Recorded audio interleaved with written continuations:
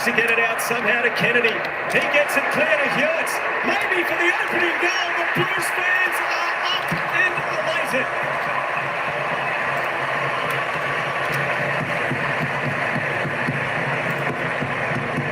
Great start from Carlton. Managed to get the ball to the outside. It was in the congestion. And Hewitt with the finish off the outside of his boot to give them a dream start.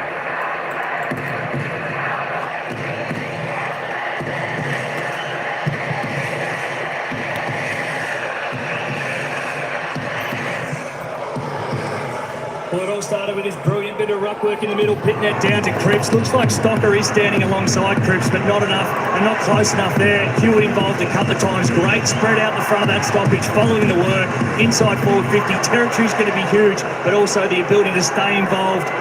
Great finish, great start. Umpires today, Curtis Du Bois, Andrew Stevens, Brendan Hosking and Jacob Mollison. Out of the middle here for Walsh. Around the corner, long, deep ball to half forward, Owies. Saints starting to just find their feet ever so slightly here now, Webster. Just need to control the pace of this, even stoppages is good for them at this stage. Sinclair, high footy around the corner, good mark taken by Newman.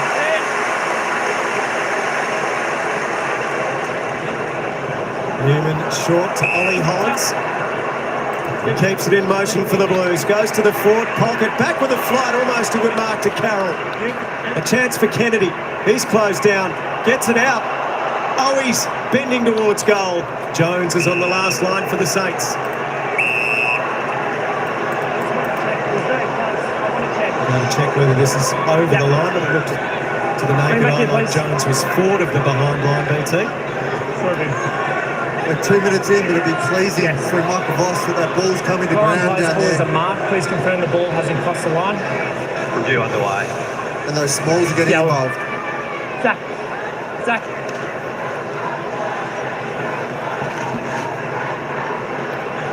Review complete. Looking at these angles, we can see the ball's controlled before crossing the back of the behind line. Decision on the scoreboard.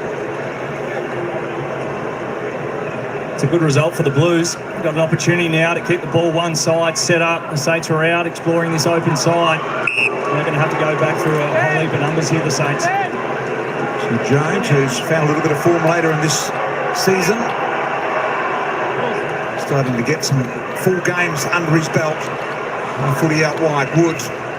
Sam Walsh trying to extract it, did a good job at it. Newman's kick was partially smothered. The spoil. Kennedy, centering ball, Akers under it, Wanganeen Miller just needs to get a hand to it, he couldn't. The former Saint.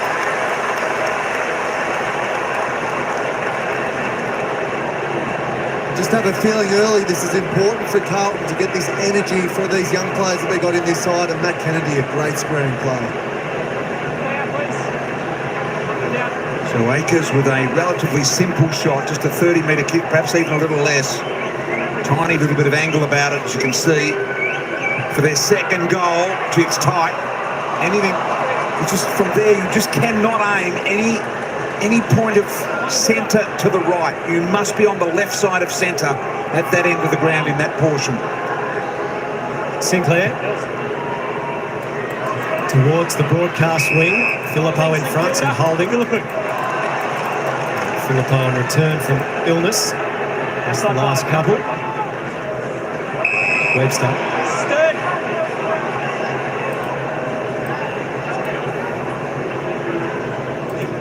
Wanganeen Miller. Such a key part of productive football. See from the Saints today with his run. Filippo involved again. Wanganeen Miller again. And now Jones is on his own and he can keep moving, but the kick is poor. Steele tackle dispossessed. Jones goes, collects. Hewitt got him off to Marshall. Then in superb form. Sard tackle, just got it away and it works. Carroll wide to Cripps, but Wanganeen Miller is going to get there first. Wasn't a fantastic kick, spent too long in the air. Needs to be lower and harder. Sinclair, speaking about lower and harder, this man's good at it. On this occasion, pops it up. Akers saying, where's the free? I got dealt with high. And still complaining. So are the fans. And the umpire. On this occasion, Andrew Stevens says, don't worry about it, we'll throw it in. The noise in this stadium, Joel, it's phenomenal. As we get a look at it too, it looked like there was a grab of the hand too. A bit unlucky, Blake Akers there. So Pitnet and Marshall engaged. Socked by Pitnet. Jones shrugs one, ran into trouble, got a hand pass away. Filippo to Dow, his kick smothered. Filippo gets it again, off to Sinclair, loses it. Hollands' kick smothered. It spills to Chincotta, to Cowan, to Walsh. The Blues stream away. Cowan again. Thumping kick inside the 50. Wilkie and Kent goes half an hour too early and came down heavily. Wilkie will repel. He does, with a beautiful low ball, although made difficult for Membry. He's able to recover it. Webster's under pressure from Hollands. Carlton fans like it. They like the attitude. They like the enforcement of the talk. Had a chat to Michael Voss pre-game. He said he loved everything about Brodie Kemp, just hopefully he doesn't get ahead of himself and feel like a Coleman medalist. Razia, Fantasia on the bench waiting to come on. Back into this Carlton side. Here's Saad.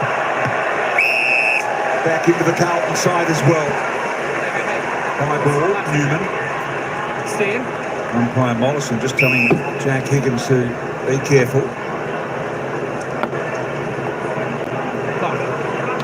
So Newman, another driving ball inside 50. Wilkie sets himself, hands to it. Smashed Carlton's way, battle in the road. His kick. Owens under pressure from Cowan. Owens will want the line and gets it.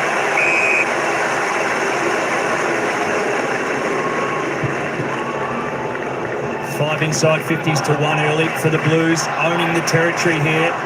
If you're a Saints fan, you'd be relatively happy though. Haven't put a whole lot of scoreboard pressure on. Getting some looks the other way, just can't complete their plays just yet, going inside forward 50. Marshall pulled off it by Pitnet. Play goes on. Elijah Hollands to Pitnet. Clever tap to Cowan. His kick smothered. Well done by Stocker. Walsh gets it. Off to Sard on return. Neat kick. Hewitt. And sets something up for Carlton. Akers offering an early lead. He just wasn't set and balanced ready with that one. So now on top of the square. He's going to put it on their head, which makes it really hard for them. Howard was able to destroy it in the air. Jones cut across Filippo. Quick hand Stocker. And they bail out, and here's the brick wall. Wiedering to Newman. Newman, a beautiful user. Low ball in. Hill. Careful. He's got Mason Wood on the outer side. He did well to cling on. Butler breaking around the wing, but Newman goes with him. Butler looked up and saw Wiedering there, just patrolling that back line at the moment. Low kick towards Higgins, and the arm chopped by Wiedering. Had a good year. Jack Higgins needs 2 goals to equal his 36 goals of last year, which was a career high. Kicks to a 2-on-2. Marshall at the back, loses his opponent and dribbles through the Saints' opening goal.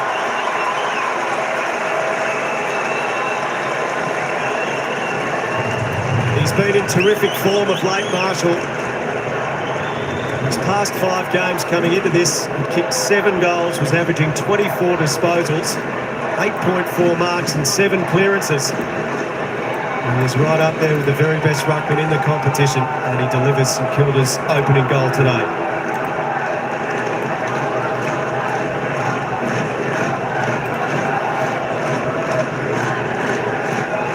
A nice build-up by St Kilda, just allowing their numbers to get around and make a contest here, and Ron Marshall in fine form.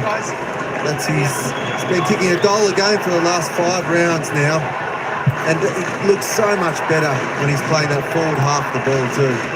No doubt, he is the heart and soul of this team. Rowan Marshall. Hit net, getting aggressive with him, holding the body away. Did well in the nil-all draw in the middle there. Really out the back, Clark did well. Hill, Stocker released quickly. Sinclair trying to shake off the attempted tackle by Walsh. No contact it is.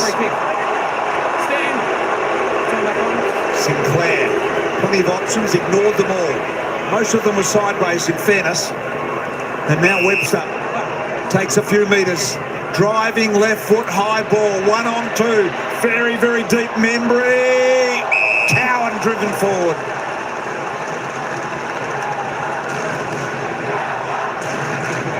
Saints fans wanting to see one last strong performance from their side. Quick kick forward by the impressive young Wilson. Cleaned up by Fantasia. It was the late in for Mitch McGovern. Now this may be insufficient intent. Insufficient intent. That's our 5. Free kick to Burns. Stay, Jesse. Lots of one-on-ones ahead. Pop. So he goes short to Butler, playing his 100th game as a Saint today. There's a nice hole again here just in front of the ruckman in Marshall. Move it on. Play on. Butler. A bit late, but sort of around that whole area that you're talking about, but it had closed in by that time. Sard to Newman.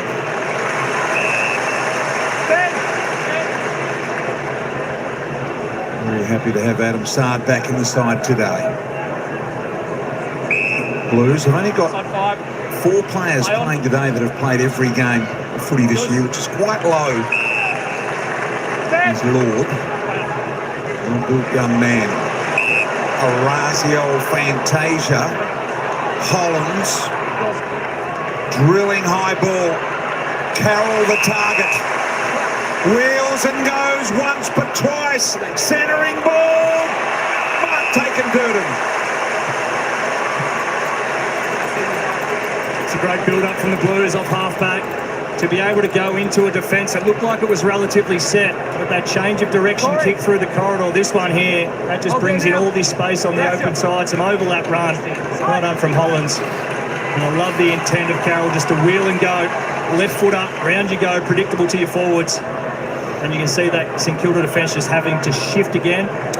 And the famous Eddie Betts number 19 is Corey Durden. This is a little left. And misses. It's interesting how high that entry was 2 days, coming back in and across the formation to Durden. Like, usually they look up the Blues and they've got Kerno or Mackay there waiting for the ball to get kicked in. Wanganeen Miller up. Oh, his kick's charged down by Fantasia. Walsh swoops. Low hard kick, but intercepted by Wanganeen Miller. He wanted Carroll in the pocket. Hill. Wood. Saints now on the march around the outer side. Membry up in front. Good late spoil weedering. Sard to Chincotta to Hewitt.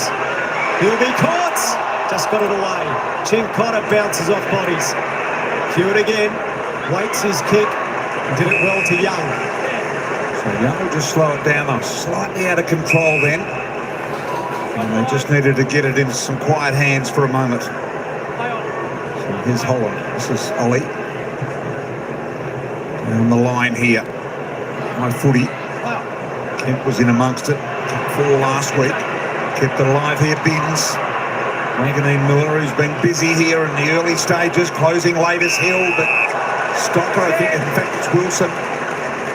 So Wilson at half-back. No damage done really either way here. Just a 2-point lead with the Blues as Wilson gets on with it. Takes a few metres and turns it over. Walsh has had a productive start for Carlton. Possession number 8 into the middle. Elijah Holland's just holding on. Newman feeds Kennedy. In the leading lane is Carroll, but the kick's no good and Wilkie picks it off to Clark. And now the counter. Membry stretches those hamstrings, keeps it in. He's got Higgins, but he goes short. Steele. Now Higgins. Got it. Higgins a chance to put the Saints in front. Such a smart decision there from Tim Membry when he gets it just in front of us here on the wing.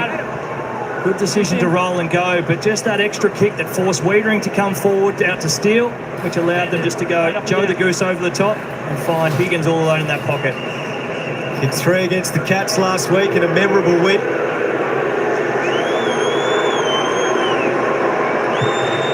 Near side all the way.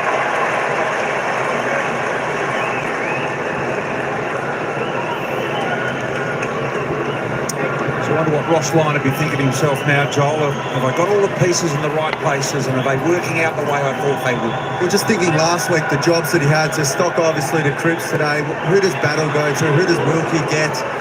Those challenges he'll be looking at. And Sinclair, always organised and ready to go. He's also thinking how I can get my best players playing as well as what they possibly can, and he got that last week. Do you agree that it's the ball movement that's allowed them to score more in recent weeks? Yeah, I do, and a little bit of the consistency too. You talked about Zach Jones getting a bit of a run at it. Yeah. Hunter Clark's in the same boat. Playing some full games, Zach Jones. Paddy Dow's probably another one around that ball too. Burns exploring here. Wiedering was late but effective. Through the traffic, Cripps, the distributor. Newman had a bit of it already. His 7th touch. Durden. Leading up at him is Carroll.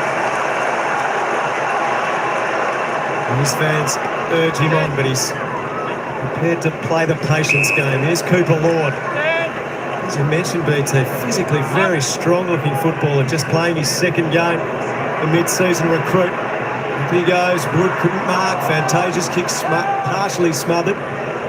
Pushing and shoving going on, Wanganeen Miller had a go. Burns knocked off it.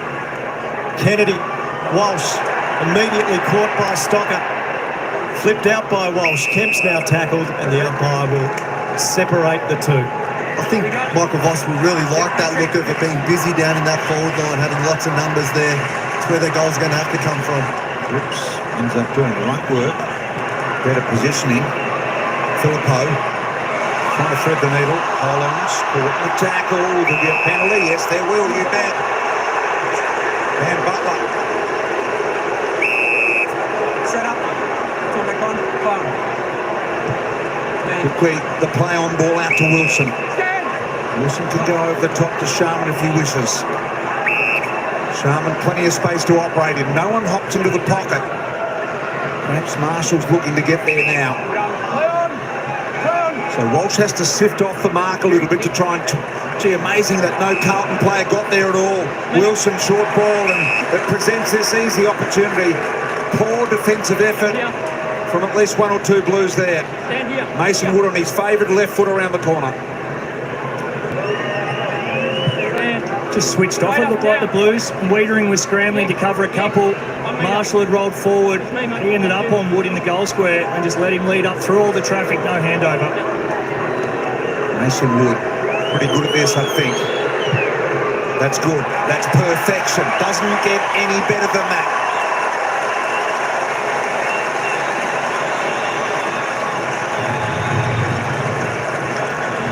Nicely worked out. This is a guy that's taken his game to another level, I reckon, Mason Wood, and is a real contributor in more than just 1 or 2 areas these days. Regularly having over 20 possessions. BT still hitting the scoreboard as well.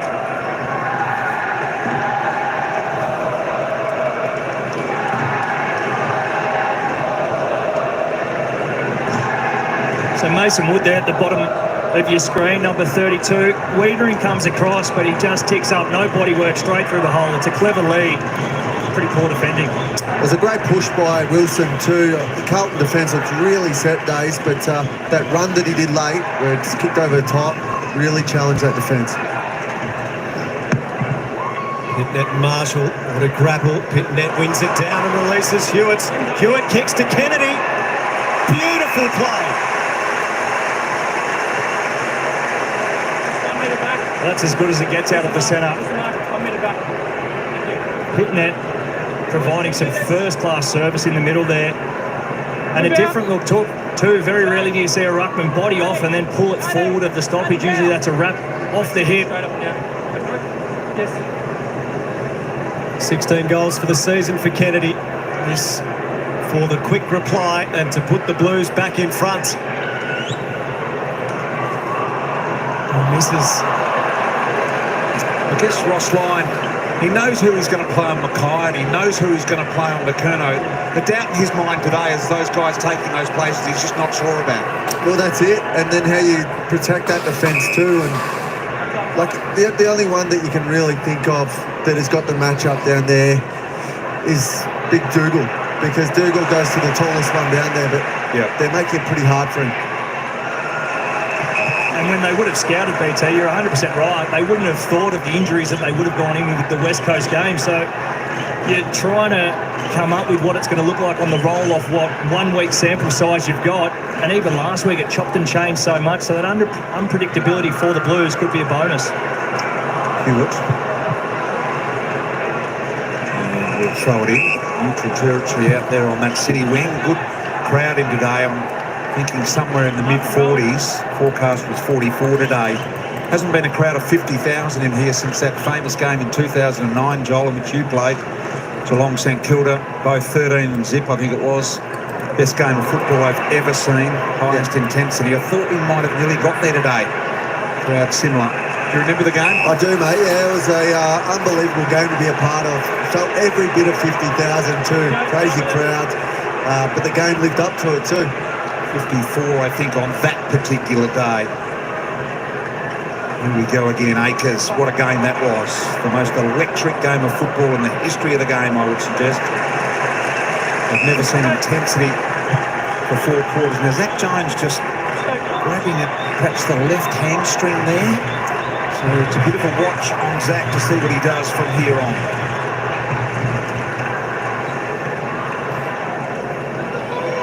Marshall down to Jones, who's able to quite powerfully exit that stoppage, BT. That's a good sign. Young in front, not paid the mark. Hollins there, Ollie Hollins. And with Hewitt.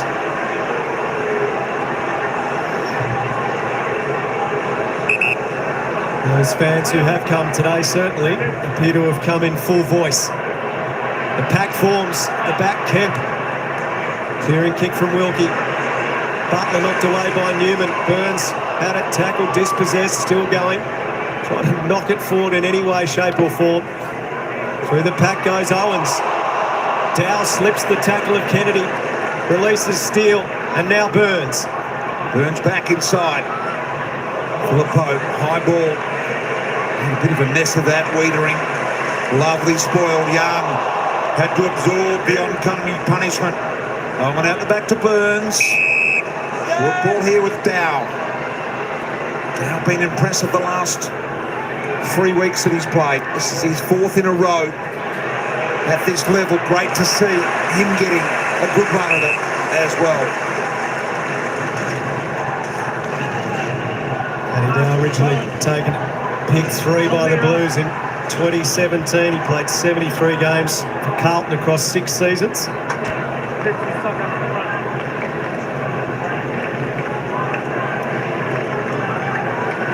Marshall, another win in ruck. Socket by Filippo. Wilson left it for Owens. In the end, it's picked up by Sharman. Owens is caught over the shoulder and will line them up. It's a high tackle. So Carlton has been a little bit wasteful and only missed narrowly a couple of times. Durden missed left. The post on the right's been hit twice by Akers and also Kennedy. Can St Kilda make the Blues pay for their inaccuracy?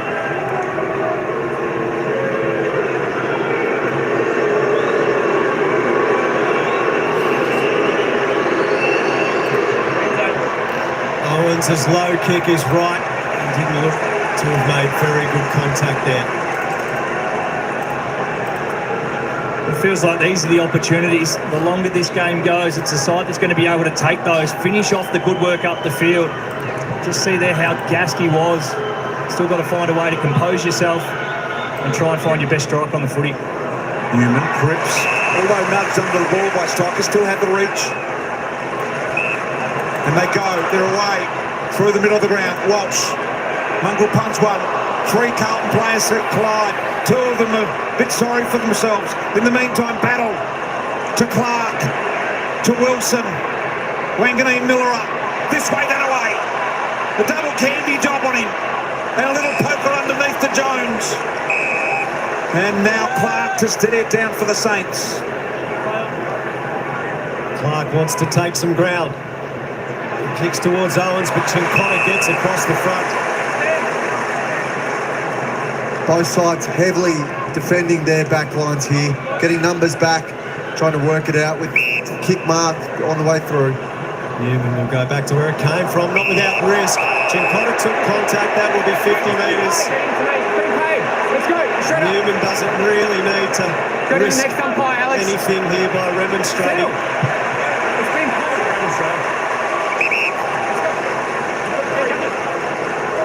Butler immediately apologetic. So Chincotta in the middle of Marvel has a runner going by. And it is that raking left foot kick of Newman. Up goes Battle, smashes it down.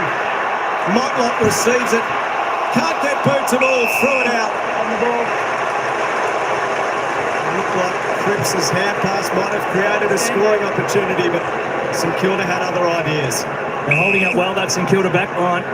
It's Jesse Motlop would have got a bit of a welcome to what finals-like atmosphere can be. just a second or two taken away. That's a 15 inside 50s to the 8 now. So that's a large discrepancy. And for all that, they find themselves 5 points behind to the Blues. Another thunderous spoil there from Wiedering, and these guys are down in the Carlton rooms. There's a lot of them, and so to get them a box here today, they would have needed a couple to fill it up. So many of them are down inside the rooms watching, a couple the exception that have some contacts perhaps in the corporate world, as we know. Interesting, one of those Carlton players there, De Koning, sitting next to Graham Allen of St Kilda fame, of course, only half a seat apart. Need to be careful doing that, BT. Yeah, especially if you're talking and you're not knowing who the enemy are. Gubby can be inconspicuous at times, but they are on talking terms by the looks, so all is good. Gubby's just inching a little bit closer to, he's sort of leaning in a bit there, BT. There'll be a contract handed over shortly. Michael Voss can't wait to get the opportunity to chat with his boys. Here's Walsh. Just the 15 seconds on the clock remaining, and it's a tight one. St Kilda by 5. And this will just about see it out, I would think. Good quarter of football, just 3 goals kicked in it, but plenty for the fans. Both are here to play. Both got the right attitude. Supporters are loving it and enjoying the opportunity as well. It's tense, it's tight, it's fun, and it's full of class. 139 the Blues. St Kilda 2-2-14.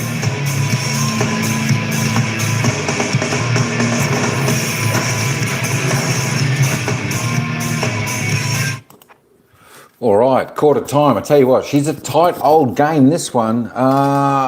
Both teams have come out to play, that is for sure. This is no going to be easy victory here for Carlton if they do happen to get up. St Kilda are there to win. Make no mistake, the coach Ross Lyon likes to give the top 8 sides a little bit of trouble there. And of course, that's what they're doing. They're looking really good. Actually, both teams are looking reasonably good. Defences are holding up well. Fidget, come on, Saints from Freo fan. I tell you what, I wouldn't actually mind the Saints winning this game as well. I think that would make the Freo Port Adelaide game an absolute cracker, very exciting. And then that gives both sides a chance to make it. It's just who wants it more. If Carlton want this as bad as they really want it, then they'll get the job done. But, that being said, anything can happen. But it would be good. It would be good for for an exciting last game of the home and away season, the Freo Port Adelaide game. That would be ideal. Just looking at the live ladder at the moment. Of course, the Western Bulldogs won earlier on. That moved them up into 6th position, and that's where they'll stay.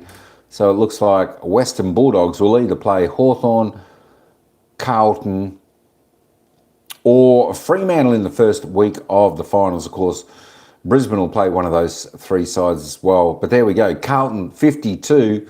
They really need to win because Fremantle here could leapfrog them.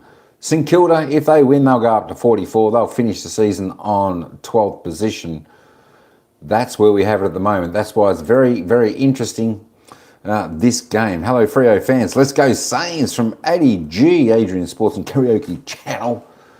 Let's go Saints. I know there's a few Blue supporters out there, but you know what? I like for a exciting finish to the year, so it'll be interesting. Sam Walsh leads the way with 12 possessions on the ground for Carlton. 4 kicks, 8 handballs, 1 mark, 1 tackle, 3 clearances. He's doing a good job. Nick Newman with 11. George Hewitt with 10. I think George was the first goal scorer of the game from memory. Let's go down. Wanganeen is the best with Sinclair for the Saints with 9. Tell you what, the Saints are sharing it well. They've got plenty of run, the Saints, and they're looking good. Both teams, though, still finding it hard to find their targets inside the forward 50 to give them shots on goal. St Kilda maybe a couple of times there they found a little bit open space, so that was all right. I'm a Freo fan, United GK. How you going? Welcome in. All right, so it looks like we're all going for the Saints. Don't forget, we've got the poll there. Who's going to win the game today? There's going to be Carlton or St Kilda. Put your vote in. So far, it's Carlton. 64% of the votes say they'll win, and 36% say St Kilda will win. So if you're going for the Saints and you're a Freo supporter, you want to tip the Saints in that one. We'll see what the poll says at the end. There we go. Let's just keep going. Adam Sard there, just a 5 for the Blues. Jack Steele with a 4 for the Saints, 4 touches. So they're all sharing it around. Bradley Hill with the 3 as we roll down. Wiedering there, just a quiet quarter there for 2 for the Blue Baggers. Dan Butler, 2 for the Saints. All right, there we go. Jesse Motlop, he's got 1 point. What's he had? 1 tackle, that's it. Needs to lift as well. All right, let's just go and have a look at the goal scorers. I think there's only 3 goals being scored in the game. And, of course, they are Mason Wood and Rowan Marshall from the Saints. George Hewitt, the single goal scorer from the Blues. All right, I'm going to put it back on here and I'll take it back down to the commentators while they give us their expert commentary before we head to the bounce for the second quarter. Pre-game goes, well, obviously the focus is on Jacob Wiedering within the first quarter. Certainly has been from St Kilda's point of view. Yeah, so the two draw cards and the players are going to influence this game most for Carlton are Cripps and Wiedering. So Cripps will revisit at half-time. He and Stocker are going at it. It's a good contest, but Wiedering is what we focused on, and they certainly went to work on him. Yeah, they did. No doubt it's the planning going in now. Not sure whether he's got a regular matchup, but just have a look at this team, folks. Clear. Look at Jack Steele, just the way he holds him up, just not allowing Wiedering to get back and be influential in the intercept marking game. He's only taken 1 for the quarter. He only had the 2 disposed, as we've shown here. Probably a mistake here by Wiedering. We know you've got to come forward defence here, but this is one I reckon if he had his time again, he would hold back there. Just allows the easy one over the top to Jack Higgins. And then the last one, obviously, Mitch Owens played a role here. Very important role, guys. Yeah, they're working together. Got back, engaged with Young, and Wiedering then has to make a decision. All of a sudden, you see him come. Wood comes in from the wing, and the two, he and Owens at times were swapping. And in the end, Jacob Wiedering was at a little bit of a loss of which to go to. So they've done a really good job in occupying his mind so that he can't get across and be the really defensive presence that we know. This is a big number, 33 uncontested marks. When they average 100 uncontested marks, they're 7 wins and 2 losses and had 33 already. Really trying to pick their way through. Only 8 inside 50 St Kilda, so just trying to be patient and calm and just not waste any giveaways to Jacob Wiedering, especially in the Carlton defence. So tight into the second quarter goes. Centre bounce, they've got to fix up for St Kilda. 1 goal from 5 shots, 2 for the Blues. Got to take their opportunities. We'll see you at half-time.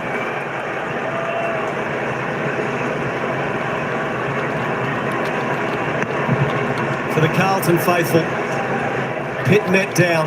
Clark, though, took it, gave to Steele. Steele's high kick towards the 50. Back with the deflection. Connor read it well and committed to taking the mark.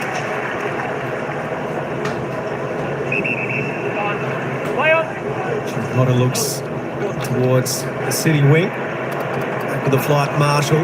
Might take it. He's so good at ground level. He's half past though, didn't hit a target. Akers under pressure from Webster. Managed to keep it in. Slapped it back to Hewitt. Hewitt off to Cooper Lord, and now Hewitt comes away. His kick deep. Kept trying to get himself into a marking position. Battle in front. He's tackled by Fantasia. Spills to Cripps, off to Newman. Newman tries to cut through. Off to Big Pitnet. Not enough purchase on the kick, but it goes past everyone. Oh, Big Mark Pitnet. What a piece of fortune.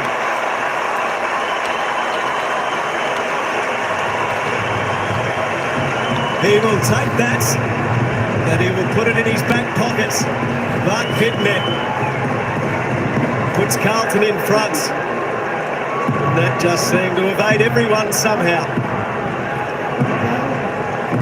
Blues' first goal since the opening minutes of the contest. It comes from an unlikely source and in an unlikely method.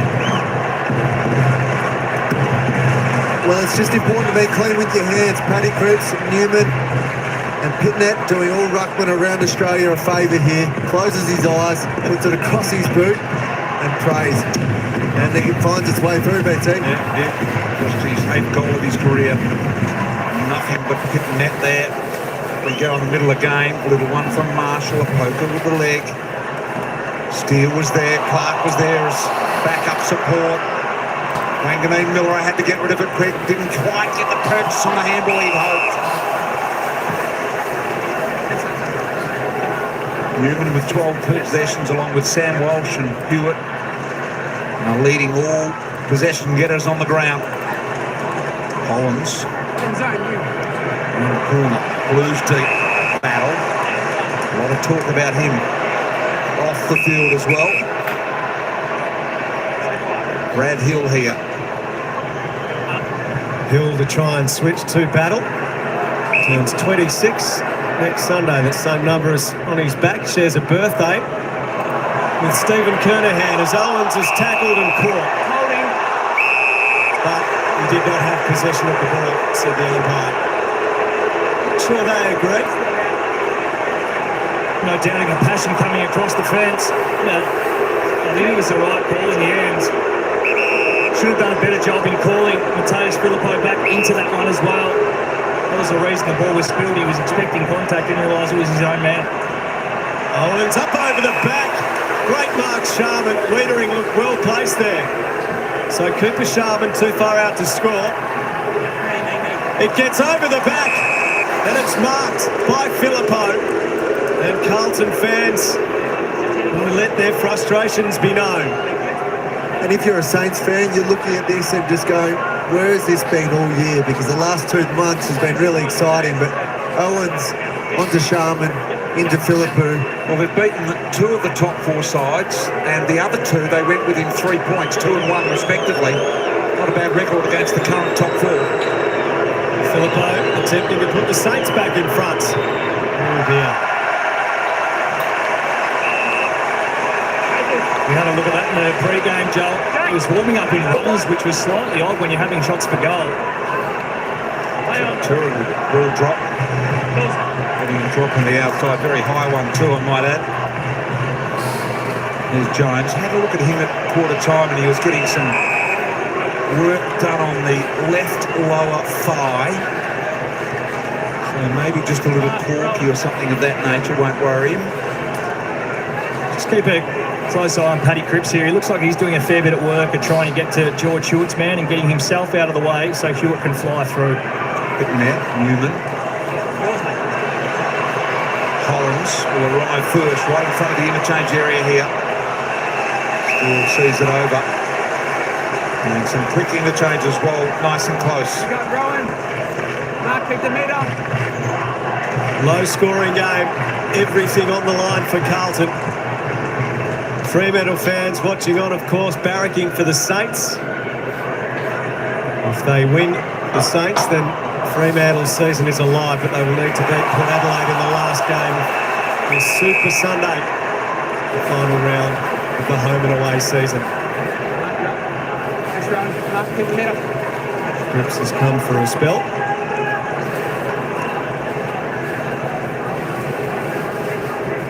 Marshall in front, goes with the foot, is held. Advantage. And they play on as Dow wants to cut back infield. Clark, Dow again attacked it. He runs into Saad. He broke away, but not the second time. Just got a belated hand pass. Cowan fights hard. Off to to Walsh. Had a stack of it early. Marshall sets himself and intercepts for the Saints.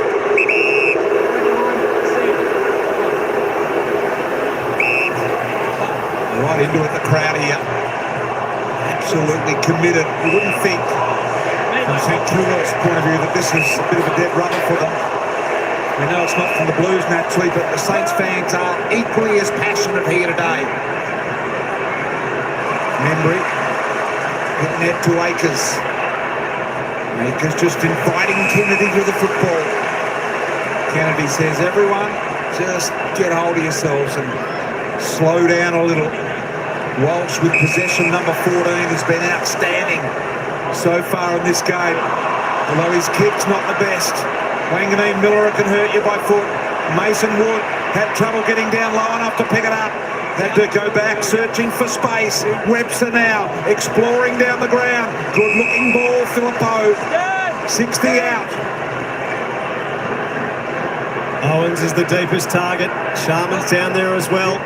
Kick goes to the pocket for Wood, back with the flight. Young smacks it away.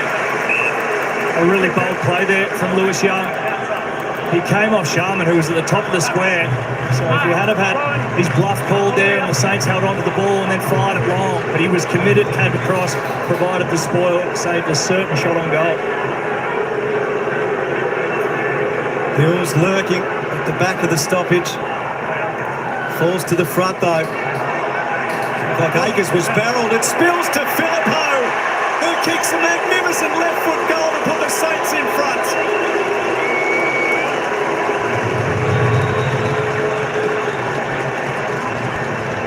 Mateus Filippo, one of the young Saints who Ross Lyon, his coaching staff, must be highly encouraged by the development of.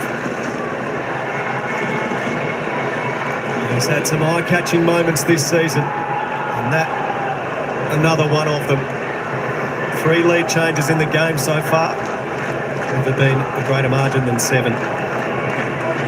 You can see why they rushed Philippou back into this side. Had been ill the last couple of weeks, but when you're able to do this, and he gets a lot of front half footy too, which is really important for the Saints in their connection going forward. You think of Max King not being down there and the targets they got. It just puts a lot of speed on the game down there. Back to the middle we go. Saints with their noses in front. Also a little clearance, although ineffective. Bins.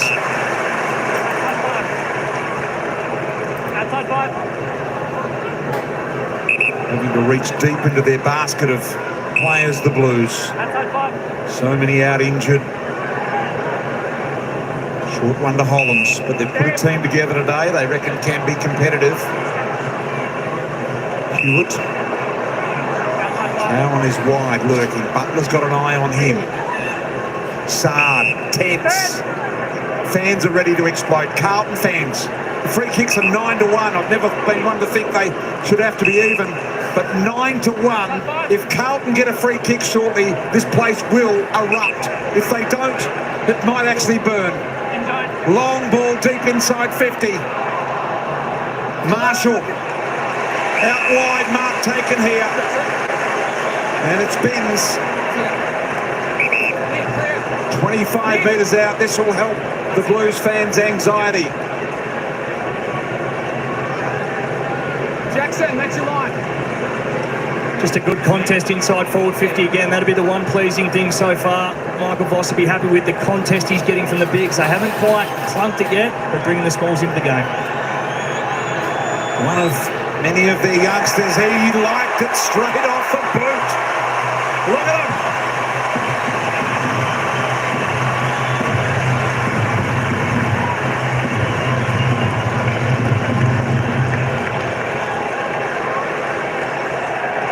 His second career goal. And that young fan is delighted that her team Carlton are back in front by a point.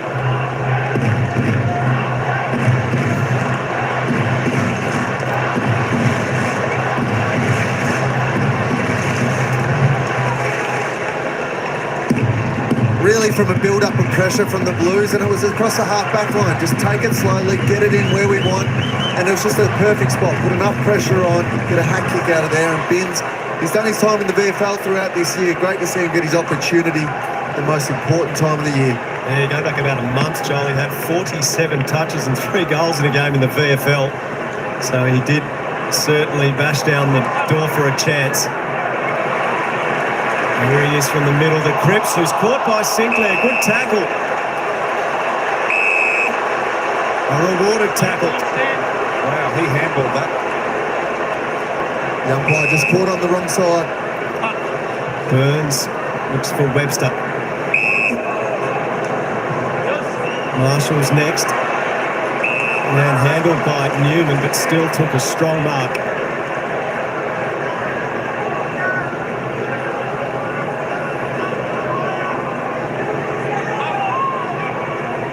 Marshall looking backwards. Howard. He'll switch the play. Not without risk to battle. He was able to cling on.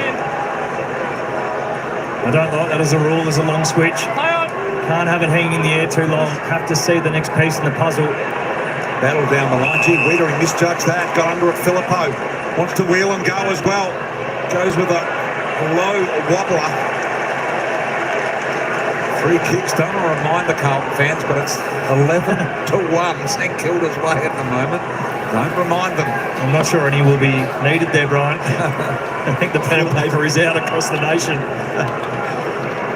Got a pretty good grasp of the count, Daisy.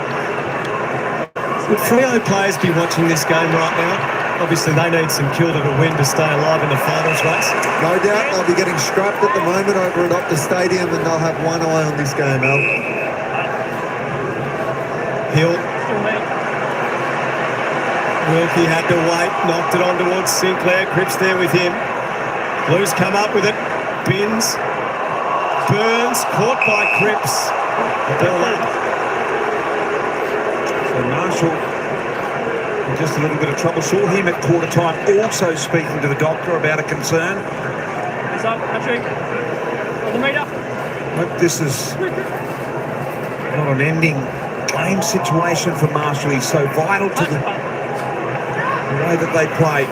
Chincotta stumbled over himself. Kennedy out to a genuine one-on-one in the air. Owies keeps it rolling forward a second time. And that ground gained is very, very important. Chance to lock it in here.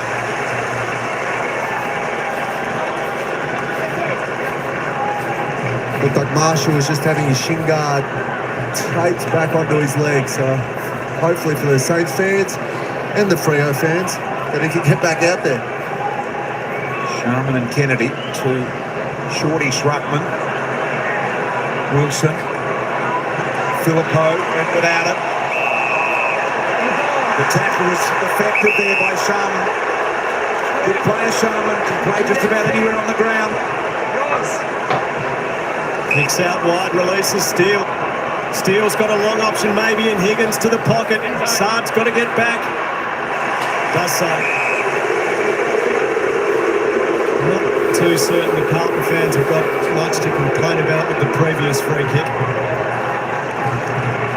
We have had an umpire interchange, guys. So the goal umpire's come from the ground. He's going down into the umpire's rooms, and Chelsea Roffey is into the goal umpire action. Okay, what possible injury could keep a goal umpire from standing there? He's got claret streaming from the back of his head, Brian. Has he? Yes, we saw that. Gee, Yes, I hope he hasn't been hit by well, something. that's exactly right. Yeah, hopefully it's just maybe a self-inflicted one with a stray flag, but yeah, hopefully it isn't crowd involved. Steele to the pocket now. Separation, Sharman marks. Yeah, you certainly hope nothing untoward there. It's a very strange injury for a goal umpire to have. Cooper. So we can find out. What a player Sharman's becoming too. Gets the ball in his hands up the field, picks the right option, takes ground on the ball, and then he can do this. We've seen it so often the last month. He's gone with the Jeremy Cameron ball squeeze. Multiple goals in 6 of his past 7 games as he emerges as a promising key forward for the Saints. He has missed the lot. No, behind. So what's happened here with the goal umpire? Hit by a trifle with Oh, no. bottle, is it? Well, that is just completely unacceptable. And it must have had water in it as well to be able to inflict any sort of cut. So that is just an absolute disgrace. There's just no room for that anywhere in any of our games, regardless. I know he looks okay and he's taking it in good spirit, but there's quite a lot of blood being drawn out of the back of the scone there, so not something to make light of.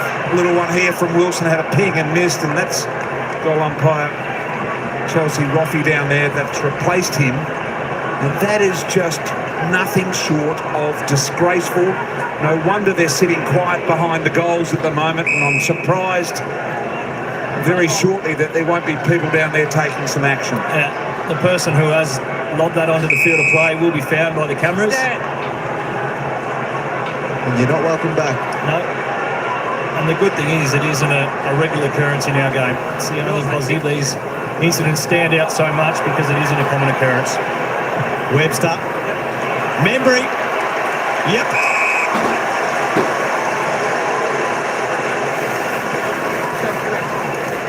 Tim Membry having a great finish to season 2024. 12 goals in his past 5 games. I think the particularly disappointing aspect of the goal umpire incident is it's appeared to have come from the Carlton cheer squad area. Membry, a look of focus to extend St Kilda's lead. He gets it done.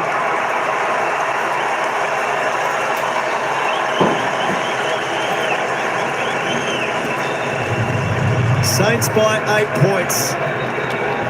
No cause for enormous alarm for Carlton, but they will be well aware that this is going to be a serious challenge this afternoon as investigations appear to be continuing into what happened. Who threw the projectile? Water bottle. It won't be hard to work out, Al. They'll have, as Daisy said, the vision of that, and they'll just point him out or her. Good pressure here from the Saints. Good body work from Paddy Dow. And this kick here, that's the one. Anytime you can pull a kick corridor side, you can see Saad there was proactive in his positioning but had to scramble, come back across. The game starting to become a bit of a turnover game. The Blues kicked 2 straight from the turnovers in this quarter. The Saints have got the 1 goal too. So more in and around the contest, what you can do once you win it back. Cripps. Collins. Hewitt trying to get on the gas, had to retreat. Comes back, pushed by Hollins, couldn't hold the mark. Umpire lets it go. Carroll, very, very high, long ball, fighting Kemp.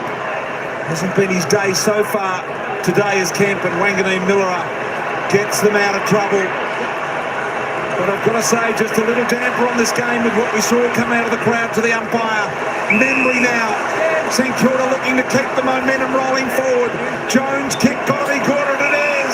Clark can keep going. There are St Kilda players everywhere. Just a little slip then from Owens. They have them out everywhere. Hill's got the pace, but the ball is just that little bit too pacey.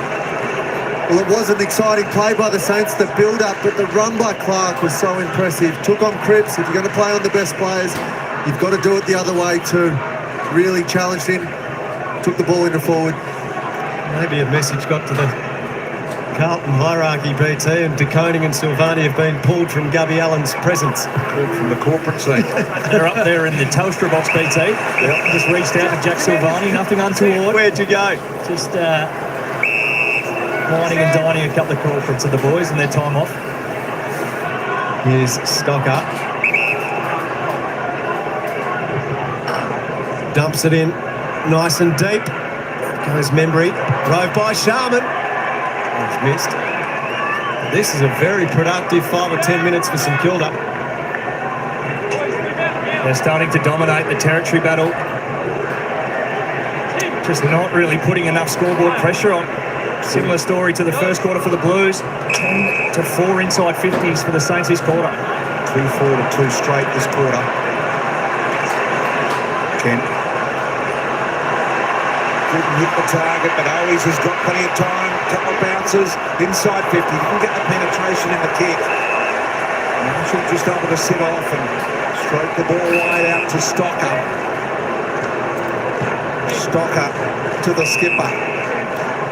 So it's going to be the side that can execute that last kick now. Both sides, this game's opening up. Both sides getting looks on transition, on turnover. The most important kick, though, is thinking your way through the last one and finding a target, getting that mark inside forward 50. Walsh was magnificent through that congested area there. Worked with Jim Potter and then back to Newman. Beautifully weighted pass, Elijah Hollins. Carlton would love a goal here just to ease the tension a touch.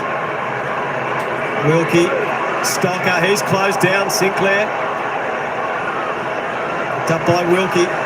Stocker, Wanganeen Miller up. Tries to get it to the outside from Marshall. He's confronted. Newman in over the top, ripped away by Owies. His hand pass towards Lord. The second game at a bins. These young Carlton players. Walsh to another youngster, Carroll.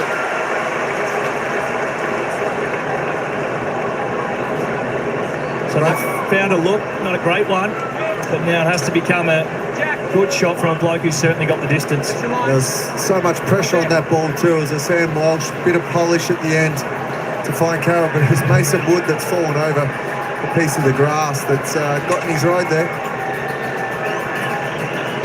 An important kick for the Blues here. The Saints enjoying a good patch. Carroll looks very good off the boots. The fist pump of Pitnet says it all. Blues back within 3 points. Just under 5 minutes until the halftime break.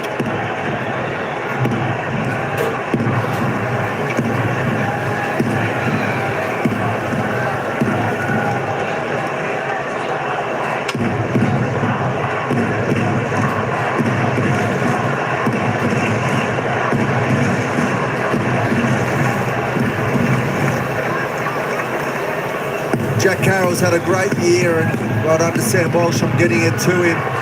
It's been an arm wrestle this quarter, but the scores off turnover for Carlton has really stood out. They kicked 3 goals this quarter, and Abs was on the money at quarter time. So Carroll, Bins and Pitnet, the goal kickers for Carlton in this quarter, came into this game having 12 collective goals between them, career. So it wouldn't be 3 that you would instantly think of scoring, and here they are. Getting it done here early in this game. And Cotter out the back, shoveled it. Wiedering had to get it on the boot quickly. Speaking of Bins, here he is. So the Saints by 3 points here. Michael Voss would be a little concerned. The equation for Carlton is really simple. Just win. You are in control of your own destiny if you win. Bounces off the 2 rucks as Walsh clears it out off the half-back line towards Motlop. Burns there with him.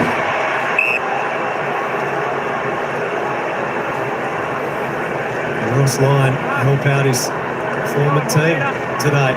Fremantle watching on. Carlton players.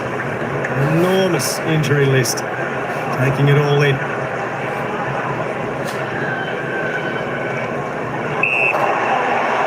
Free kick, Pitnet. That tells you that Carlton fans think they haven't had too many positive grasps of that whistle. Sinclair, Wilkie, Burns.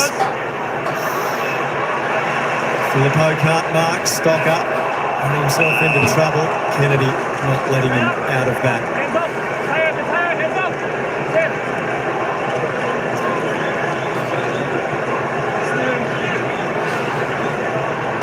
Player Brendan Hosking. Also just about got caught with the footy. Good Mark Owens.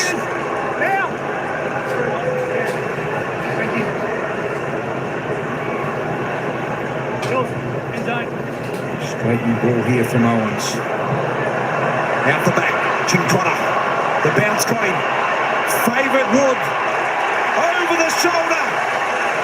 And he gets the goal.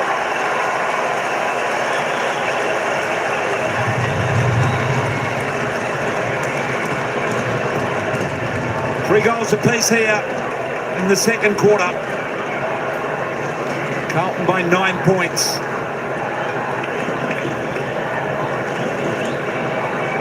St Kilda by 9 points, I'm sorry.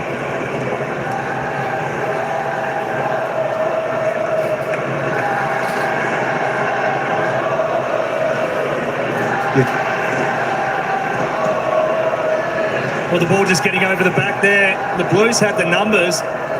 And Akers going to ground, Wood coming through, a missed opportunity and tackle there from Cowan, who would have loved his time again. Got to go low, got to take the hips. Allowed Mason Wood back onto his left. As a minimum, you have to find a way to keep on his right foot. Charlie Kerner on the back of the coach's box there, hiding.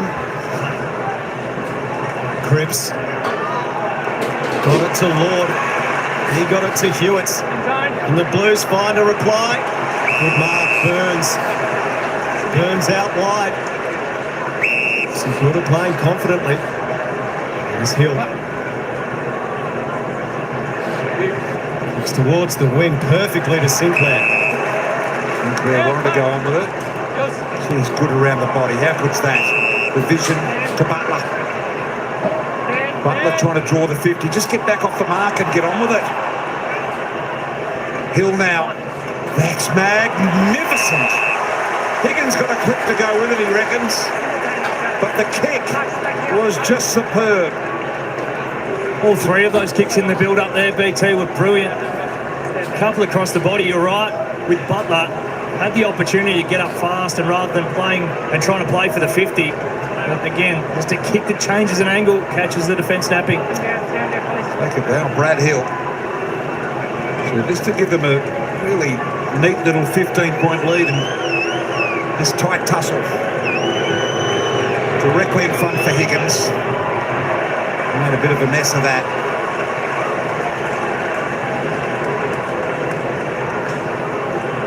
It's a big let-off. Certainly a gettable kick. When you've just got the momentum back, finally some reward for effort. You've dominated the quarter. From a statistical point of view, just one more right in red time. Keep the momentum going. Newman, got to be careful of that. Gee, didn't mark it out in front. Cripps tried to mark it on the breadbasket. It's easy takings for a defender if you do that. Squirted the handball back out to Steele.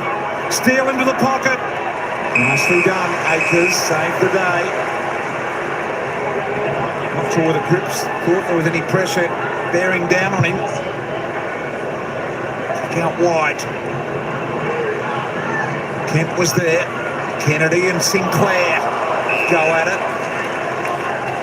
A minute, just under a minute remaining here. There's a great scramble by the Carlton defence to get back, lock off this quarter. Hewitt. Saw the soccer. Holland went back and got it. Clobbered the moment he did. Plenty of St Kilda players. Butler trying to break out of there. Holding the ball. It'll go Cripps' way. That's the scramble, that's the moment that you talk about. You just got to stay involved with this game. Because if they let one through there, it just stretches the margin. McHale signs up too on the Blues bench. They are shutting it down. Pretty good directive too after that kick from Newman. Hewitt right on the bench here.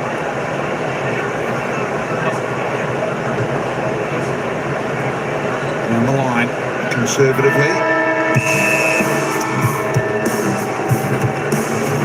Half-time thanks to Toyota, and I have to say I'm not sure the Carlton fans are breathing any easier. In fact, they may even be a little bit more nervous. Their whole season is on the line right now, and they trail the Saints by 10 points. Jonathan Brown, Jack Revolt, she's been a seesawing up and back through the contest, low scoring affair. Yeah, low scoring, high marks too, isn't it, Jack? Yeah. So obviously St Kilda got a little bit more speed in that second quarter and started to get inside 50 territory, but you feel like there's issues at either end for Carlton, and the big boys especially. They're getting scored against quite easily when they go inside 50 and they can't score at the other end, Jack. Well, I think we've all want to fallen into Ross Lyon's trap. He's been playing pretty sexy footy, Ross, for a month or so now, and I reckon he's identified the fact that he needs to go back to old Ross Lyon. Just make it a dour affair, a game where they're taking away Carlton's strengths and just playing into St Kilda's short chip game, which has allowed them to just dominate the football at the moment. Yeah, no, those 69 uncontested marks. We might talk to Nick Dalsano about that. Patrick Cripps is always going to be our Toyota highlights man at half-time. He hasn't dominated the game by any stretch of the imagination. Liam Stocker's pretty much been with him. That was the first bounce, 2 games. You thought he was going to have the biggest game of all time. He's only had 2 centre bounce clearances there. He's only clearance for the day. So he's done a pretty good job. So I think you'd take that if you're Ross Lyon, wouldn't you? Yeah, certainly. I think, and the damage that Cripps is doing is obviously with handballs at the moment too. So which is probably Paddy Cripps' MO, but they haven't been those ones that have been able to push out, sort of other than this one here where Pitney got a lucky bounce, but haven't had those ones that have been really damaging handballs. So I think Stocker's done a fantastic job in his first half. And that second quarter wasn't Carlton's game, guys. There's only 11 stoppages. So last week they averaged over 20 stoppages per quarter. They just couldn't get into the trenches enough to suit a guy like Cripps. So you're not getting much out of him in the middle at the moment. So this sort of feeds into this at the moment. They just cannot take a contested mark inside 50, the Carlton, and they're struggling to defend it at the other end as well.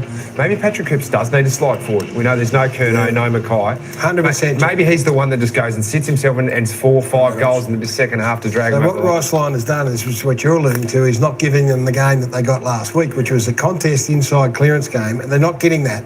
So Patrick Cripps is not getting to work in the manner that he did last week. Take him out of there. Can't throw him forward. Let Walsh and Hewitt and those boys do that work. He just might have to mark it 4 times. That's a big decision for Michael Voss just to go, I'm going to take my best contested player out of the middle and stick him up there and win the game up forward. That's right, yeah. So winning contested, plus 10 contested ball, St Kilda that quarter. And I think you'll find a lot of that contested ball was post-clearance, was outside, out in space, whether aerially or on the ground. Missed goals late, the Saints may have opened it up a little bit. They had these opportunities too. I mean, it's not all about Carlton, although they're the relevant team because they're still alive in the season, but the opportunities that they just missed. This kick, first of all, from Jimmy Webster.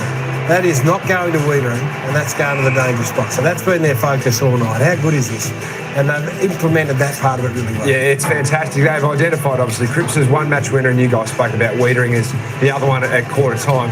It's their ability to go around him. So at the moment, Wiedering's had Wilson, Wood, Jones, Owens, Sharman, Steele, and Higgins on him at some point in time. So Jacob Wiedering wants to be the last defender. He wants to be the back point there that controls it. But what Carlton do is they press so far up the ground that the Saints are trying to exploit him early, quick, if they can get out the back. But after that, when it's slowed down, then they're trying to draw him back up again. So this is that short kick mark game where they're trying to get Jacob Wiedering away from goals where he feels comfortable. And Brownie, St Kilda look at it next year as well. So I just wanted to show this bit, because we are focusing very much on Carlton. This is a gilt-edged opportunity late in the game here. So they're stuck on the goal line. So they've done everything right from this point here.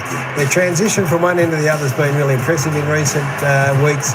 St Kilda fans are starting to see a bit of an MO open up here. Just a good bit of play. They do everything right. So the chip here has to be perfect, and it is. Look at the free St Kilda, just over the top.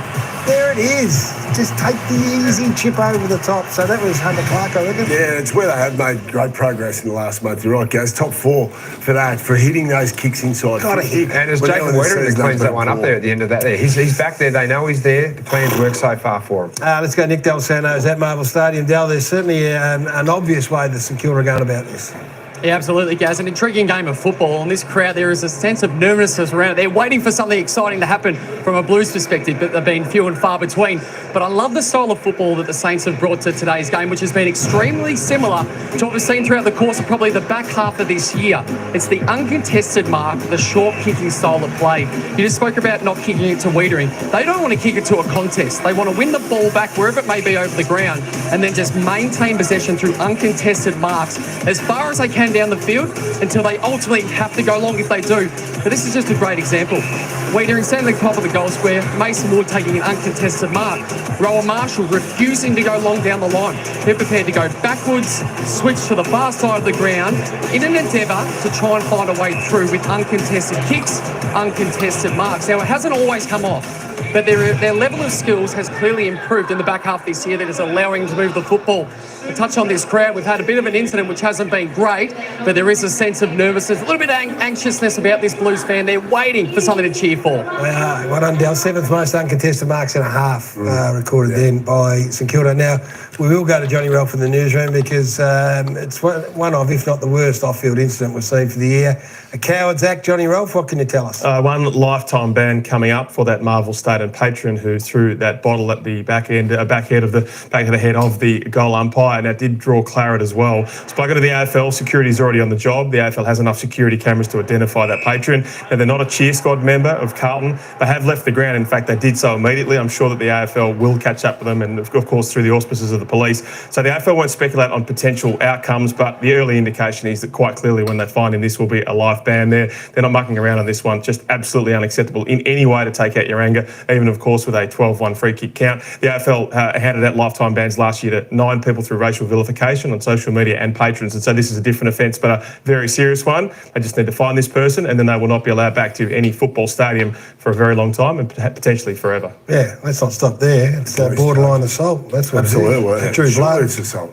Absolutely, should be charged. In one way, it makes you realise how well behaved our crowds are. That these are isolated incidents and they will be jumped on, and this coward will be outed, and they'll never come back to the footy again, and you may face worse charges. You look at the way it's come in, like the bottle's come in from fairly low on the screen there, so it doesn't mean thrown from the second tier or third tier. Someone's made an effort to walk down through the cheer squad and throw a bottle at a goal umpire who has absolutely no influence over free kick count. If that's not an excuse in any way whatsoever, it is a genuine coward's act, that. And the vision will get him, so or her. So let's hope they do. Let's take a break. AFLW is back. A big doubleheader kicks us off. Gets us started. Our own Chloe Malloy and Ruby Slicer involved. Sydney and Collingwood. Doubleheader Friday night. Massive AFLW season ahead.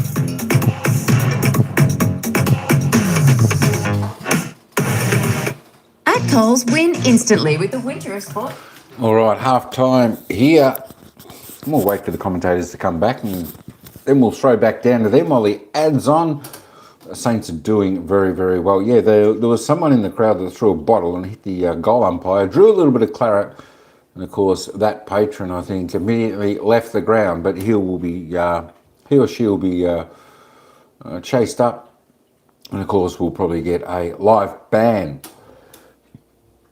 I call your mother's family a Pie supporters. I assume you can tell my team from my profile.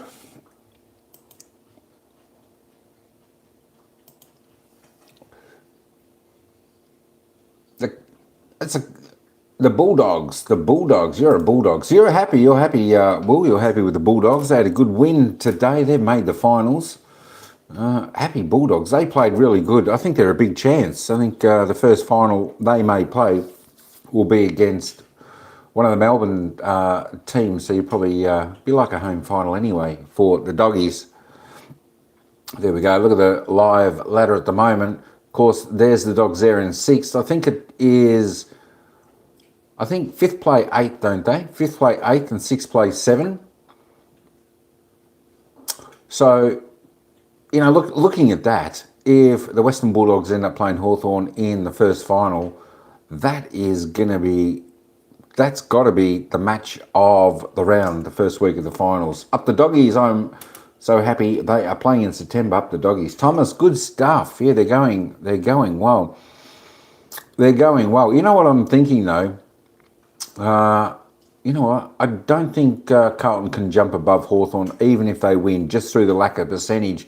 So it looks like it's going to be one of the games of the season, Western Bulldogs versus Hawthorn, the two informed sides of the competition in the first week of the finals.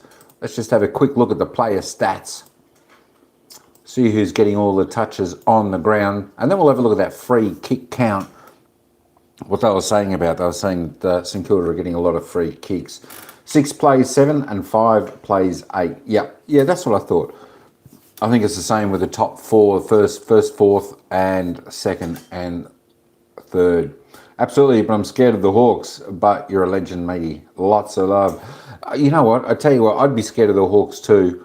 But the one good thing with the Bulldogs, they got a little bit more experience. Playing the grand final not too long ago and winning it. So, they've been there, done that before, where the Hawks haven't.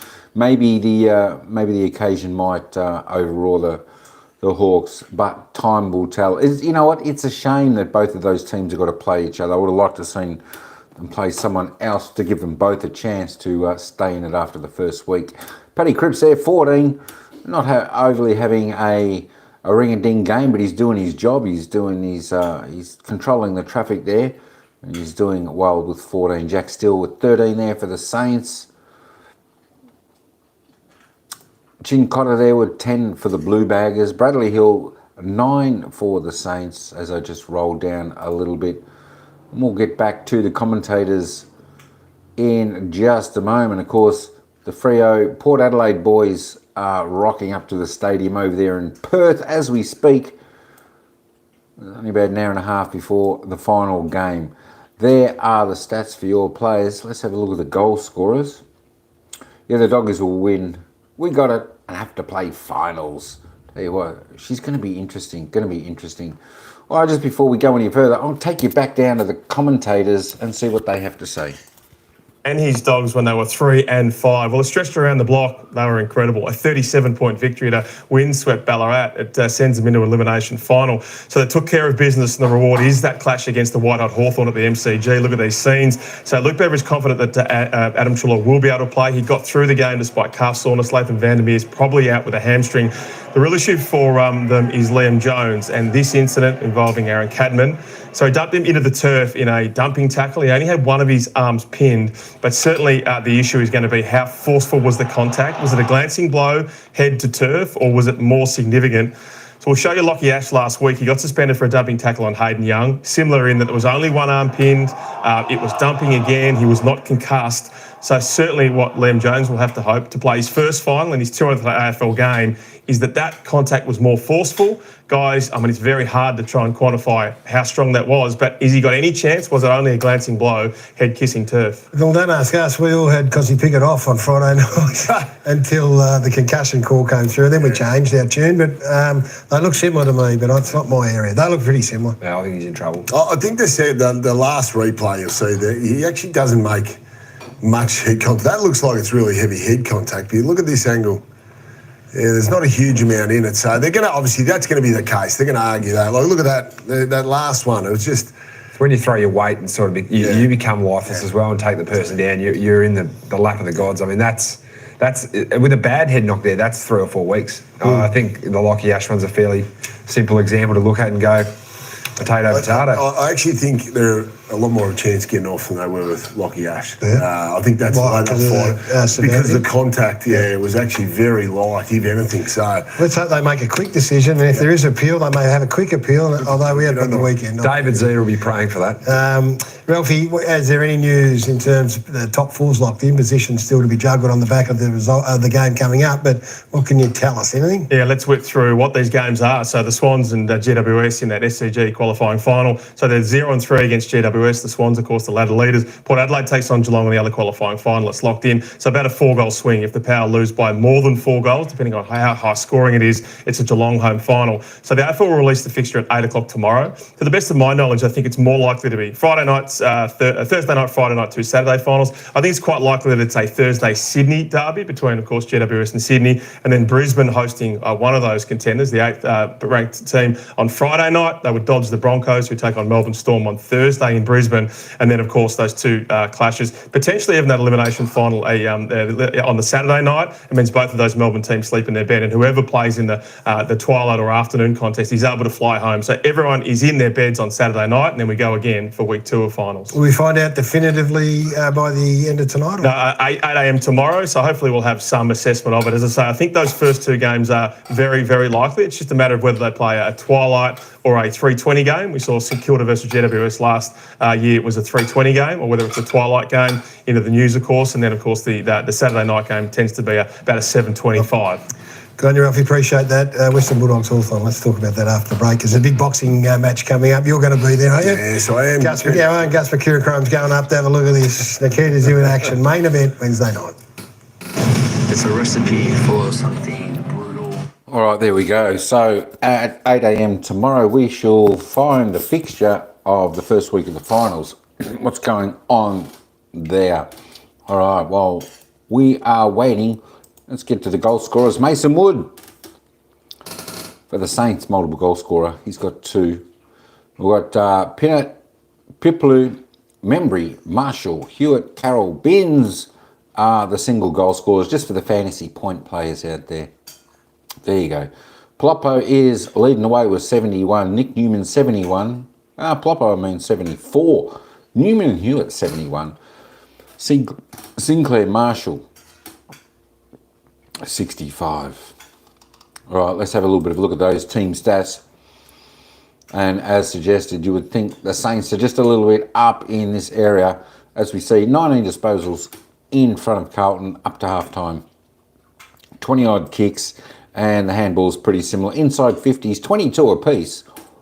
So they're both getting their opportunities. 22 inside for Carlton's 7 scoring shots, whereas St Kilda inside 22 for 12.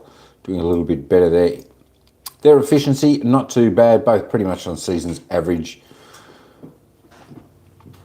Inside 50 efficiency, St Kilda doing a great job there at 63%, well above their season average. Carlton need to lift in that area.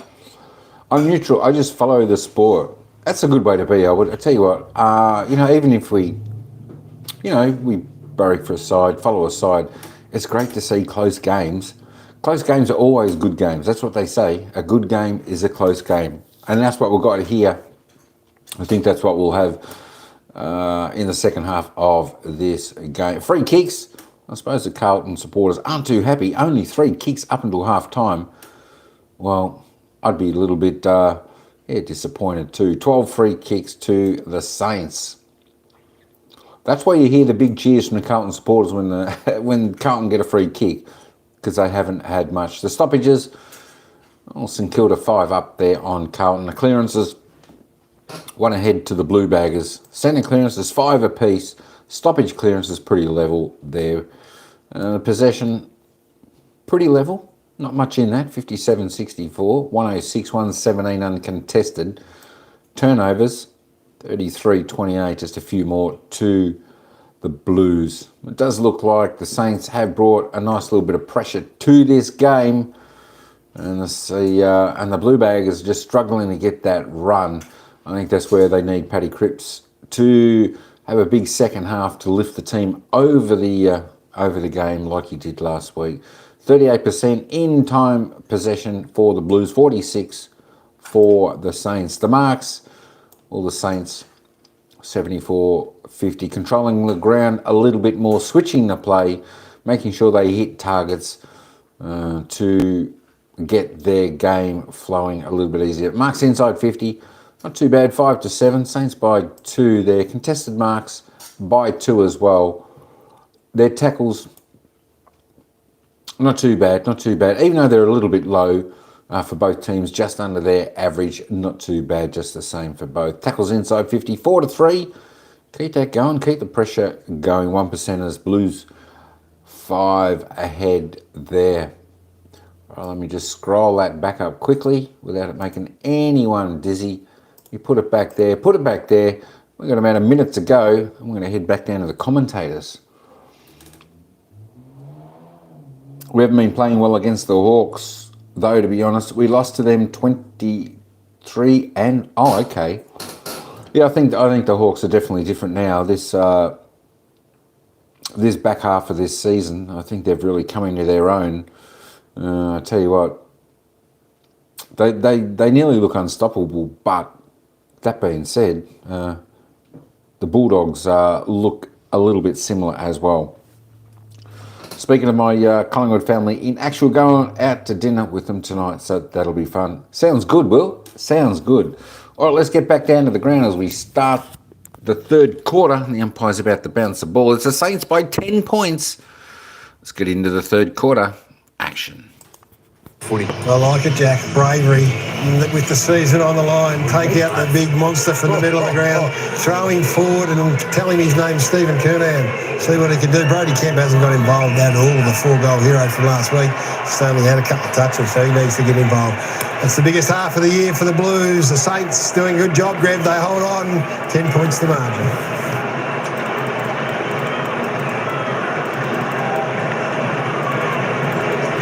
Here is Hewitt advancing the ball inside 50. Owies, Motlop, Steele, committing to winning the football there. Took it away, Sinclair. Battle, the smother.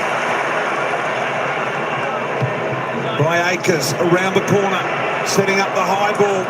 Wilkie dropped the mark. He probably thought he had covered. Motlop appealing by grabbing his head. I'm not sure that'll get it done. It's the right end to have a go at it anyway, right in front of the Carlton cheer squad, but it hasn't been able to get the job done today. He has not touched the footy today, Jesse Motlop. Here's his first touch, coming in 1 or 2 minutes into this third quarter. So there's something they can find and get going around goal to give them a little bit of a lift. Jesse Motlop.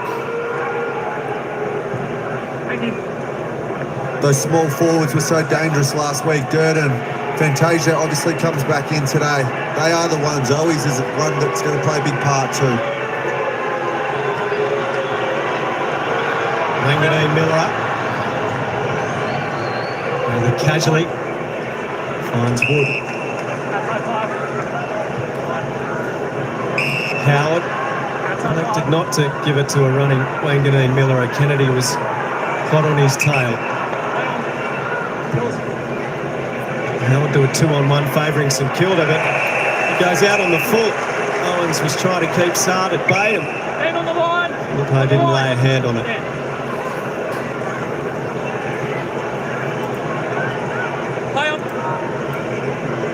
Young towards Kennedy, but he's outpointed. Howard the defensive mark. Taller than you think, Google Howard. Sinclair.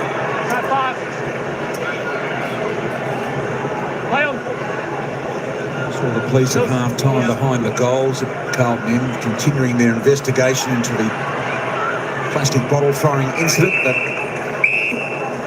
caused a bit of blood from the goal umpire. Had to be removed from the ground. There he is, sitting just there. He's fine. Everything's no worries there, but it's just not the dumb thing at our game. Cripps, holding. So Cripps off the ball was being held by Stocker. Two umpires calling advantage, and the other umpire saying no, we'll bring it back to Cripps. He goes short to Hollins. Elijah Hollins, this is here. He goes to Akers. Outside 5.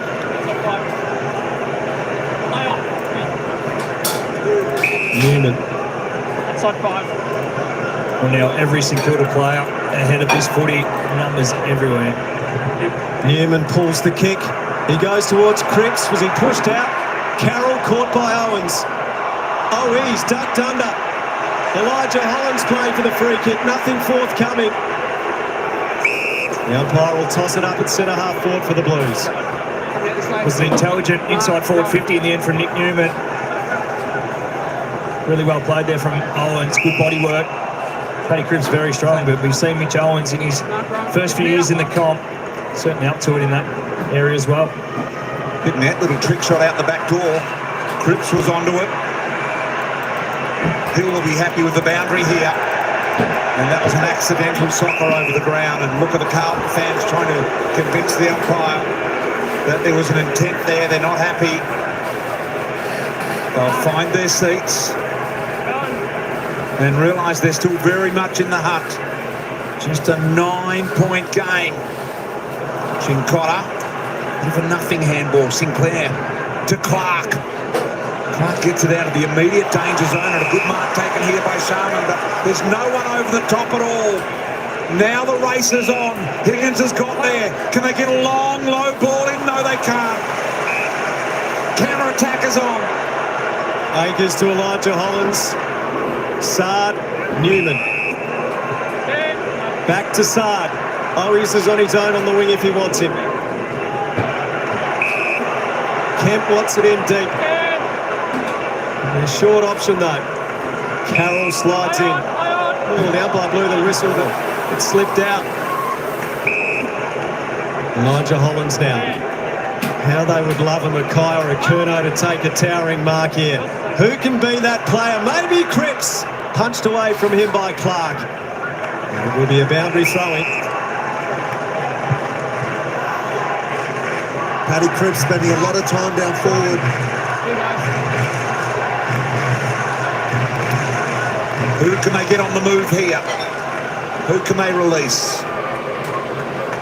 Any momentum through this stoppage at all? All the Saints. Ward with a clearing kick. It's not fantastic though. Almost Newman. He and Walsh were a little mixed about what they should do with it. Lovely hands from Sard. Allowed Cowan to get it long and deep. And Mason Wood, lovely mark defensively.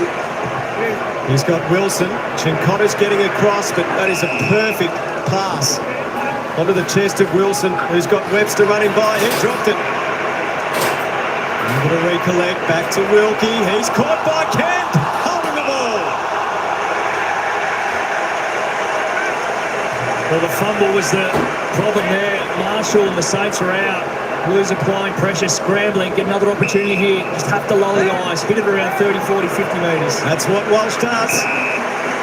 He gets it just a little further out than that to Carroll. Carroll already with a lovely finish in the second quarter. Takes a few metres from 55 out of touch ball. You heard from the umpire, a minor score to the Blues. So Daisy, inevitably when the seasons come to an end and it's a dead rubber game for someone like St Kilda, the coach will be looking at players that are going to be here in the future, I guess. Ones that he wants to take part in the team. Higgins, I just wonder whether there's anyone out there playing for St Kilda, for their future. Come to you in a moment when we get an opportunity to answer that question. Here's Higgins. Higgins a little low on to Clark. Clark to Sinclair. Sinclair, a beautifully weighted ball to Membry. Membry will line up for the set shot.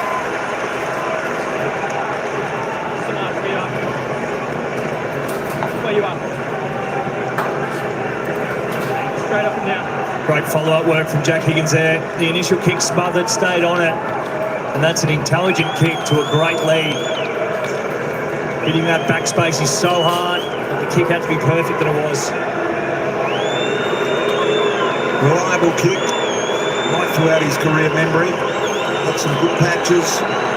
That's nice. That's magnificent. 14 points St Kilda lead.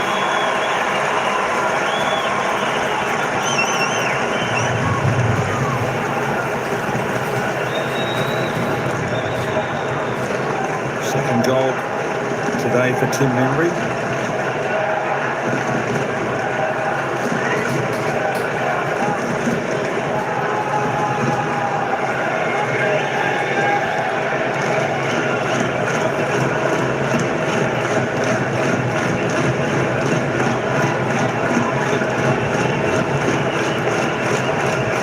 Is you're wondering what's going through Michael Voss's head at the moment as he sees that number. He knows what's on the line. Would love to be out there and taking his part. A quick check-in with the coaches. The boys looking from down below, but that live ladder, Freo will be looking on, I'm sure, from over in Perth. So just if you're not across the permutations, if Carlton lose and Fremantle win, Fremantle will play finals. The Blues will miss out. The Bulldogs booked their spot earlier today with a 37-point win over the Giants in Ballarat. Socket out of defence by Sard. Jones goes in. Holland's there with him. And high calls for a ball up. I think there's also those Collingwood supporters that are hoping for a 150-point win too today, Al. Any chance there, Joel, do you think? No, not today, Al.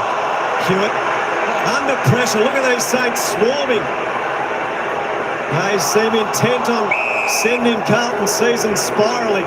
The way they're playing at the moment, St Kilda.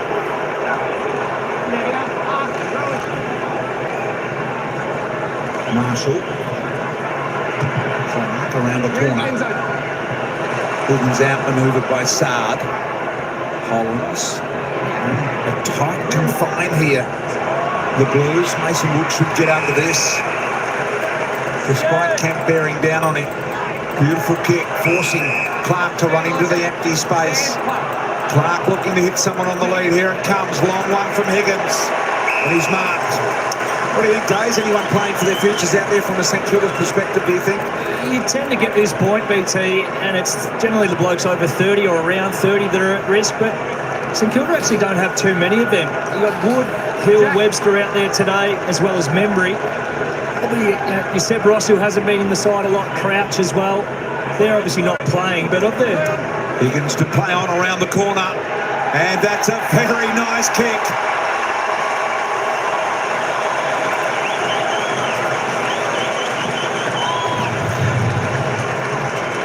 Last 3 goals going St Kilda's way. Biggest margin of the game at 20 points, and isn't that a sad looking group there? Mike Fitzpatrick, the former chairman of the AFL, former premiership player at Carlton.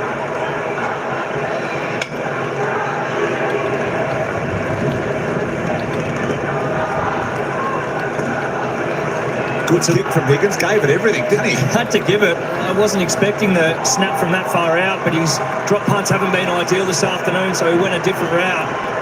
So not sure what the answer officially is to that question, BT. We'll have to move past that. But for the Blues now, Joel, it's what can they do to find a score, whether it is a Paddy Cripps who has to go forward. You can do that in general play. You've got Stocker going with him. Need to find a score and find it fast. Lord to Cripps, uses his left, Akers. New contact was coming. 50 metres. So Battle's late contact on Akers will gift Carlton a goal.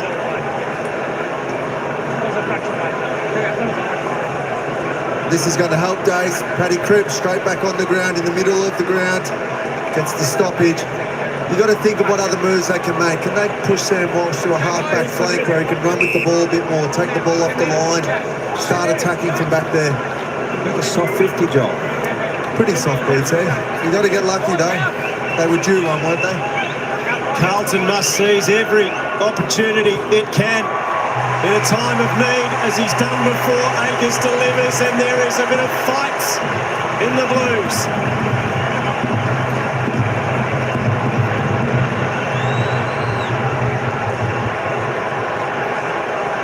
The season will not be drawing to a close for Carlton without a bit of a stoush, without some flying of the flag, it seems.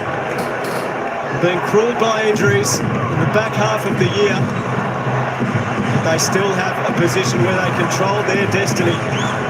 Win this match and they go on. Blake Akers doing the job that he needs to do, and then showing a bit of spirit too. Telling Battle that you're not going to get away with that. But it's over to Carlton now. Here in the middle.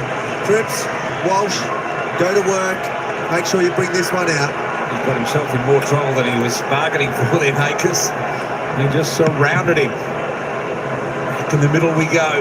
Sharman, energetic. Again, the smother. Off hands there by Young. Wilson. Into Dow. So back to 14 points here. Plenty of time in the third quarter left in favour of the Saints.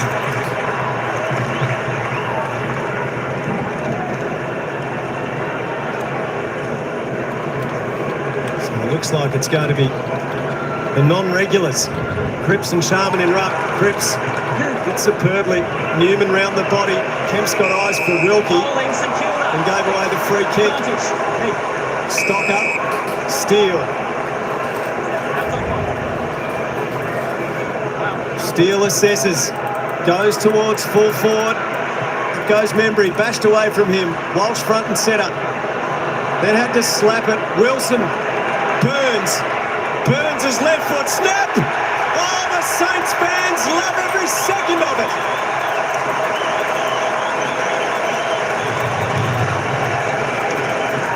Margin back out to 20 points. Midway through the third quarter.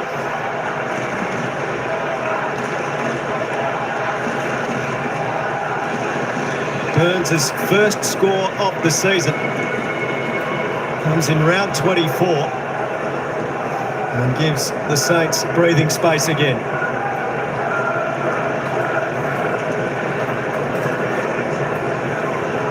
Just their ability at the moment and will the Saints around the critical contest. Big one-on-one in front of us here. Came up trumps there. That's a class finish. On an afternoon where so many have been able and haven't been able to make the most of it at the right time there for Burns. Got to get it going, Blues. 3 of the last 4 goals going to St Kilda's way. And they are looking like they're getting hold of this here at the moment. Cripps, can he do anything about it? There's a finals opportunity slipping away from the Blues here. Steele against a team playing a dead rubber game. Little chip back inside Jones, cut off by Cripps. Cripps is, to me, looking like he's lifting. He's trying to conjure up some spirit and get this team wound up like 2 Bob watches. Will anyone follow? Newman releases way behind the footy to Wiedering.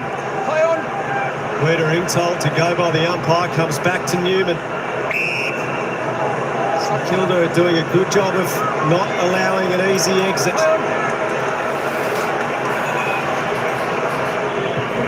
Newman kicks to the contest. Can Kemp impose? Wilkie right there with him. Jones Rove somehow got a hand pass out under pressure to Wood. Wood hacks a kick forward. Newman stretching, getting there. Back to Wiedering. Now he's got bins. Can the Blues exploit the outer side of the ground? Where does he go? Into the middle. Good kick. Hollins. Can he get it over the top? Little ball, bit slow in the movement here to Lord, but it's continuous. And the angles are all different. Bins now, inside 50, the last kick here to Kemp. He spoils. Fantasia, wonderful spinning pirouette and bouncing goal.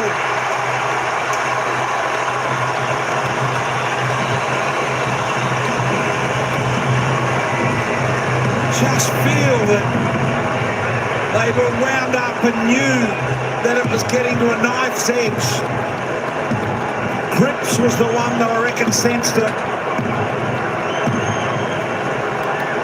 Has he spurred them into action?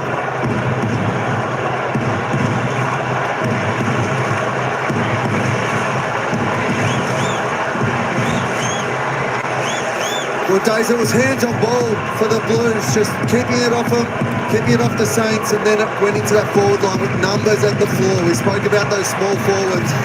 Fantasia gets his opportunity there, puts it on the board. Such an important goal in the context of this game. Motlop Owies, they need to get busy. That ball needs to go to contest, but their smalls need to be the ones who ignite them. Looks like the Saints are doing a good job. They're well set up behind the footy when it comes to taking a mark inside forward 50. Blues have to get busy at ground level. Hit net slung as he gets his kick. Here is Durden, but battles hand pass. It all breaks down over his head. Lord to Dow. He's tackled. Look at them swarm on him. Lord again. Hewitt top of the 50. Cripps. And up and under. Clark missed it. The attempted side swipe. He's then tackled by Lord. And you can see these Carlton fans. Oh, the tension, BT. Cripps just grabbing his shoulder again then. I've seen him do that a few times today. Look at the attention off the ball that he's getting. Cripps just to the right of screen. This is just the work that he's been doing contest to contest, really lift his work rate. No doubt that they are lifting here, the Blues. They are sensing they cannot let this get any further apart than it is. Chincotta, they just need a clean kick inside 50. Can they find it? They eventually do. The ball from Benz, knocked away again. They get to go. Butler's come all the way down. Sinclair, Wanganeen, Miller, Webster. A beautiful left foot along the ground here. St Kilda got the numbers. Higgins, does he keep it rolling forward? Do they back themselves or do they stop? Brett Hill, Jones is working into the square. Didn't see him out the corner of the eye. Jones plays on and goals. Despite the Carlton resurgence, St Kilda score.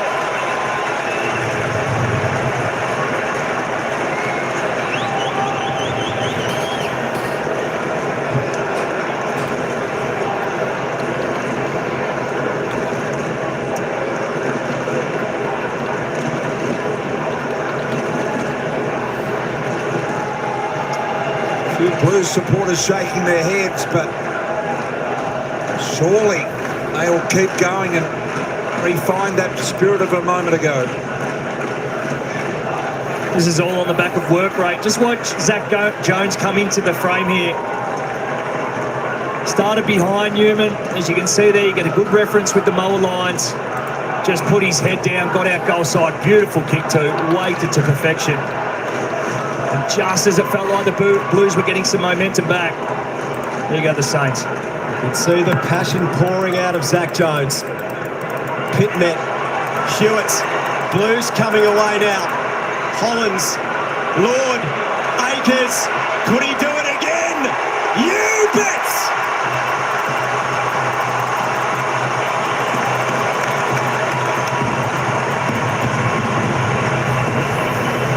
Well, this game has really come alive.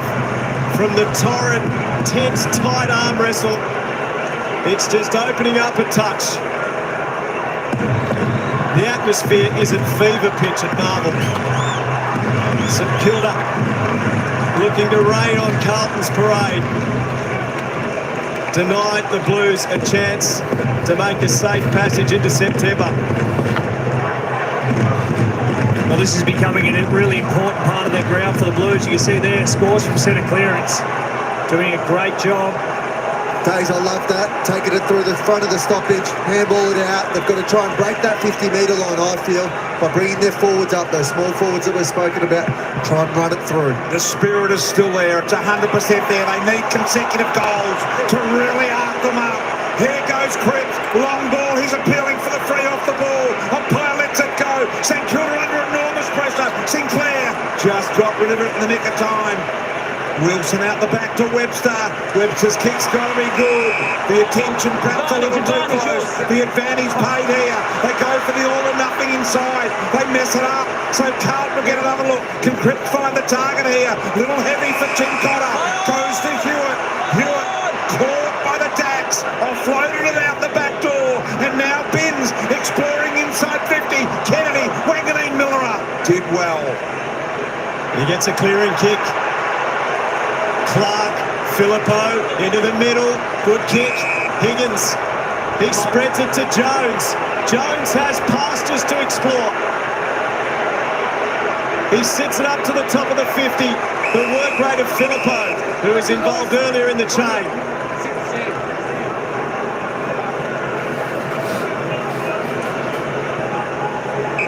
Stocker looking a little sore. Filippo looking for an option. Umpire says he's had enough time to find one. It's a deep entry. Wiedering. The strength. Geez, I was a bit worried back there with no other Blues going up for that contest, but they obviously have so much faith in this man. So Wiedering, very wide. Akers the target here. 6.5 remaining in the third. He looks sore, Akers. 14 points.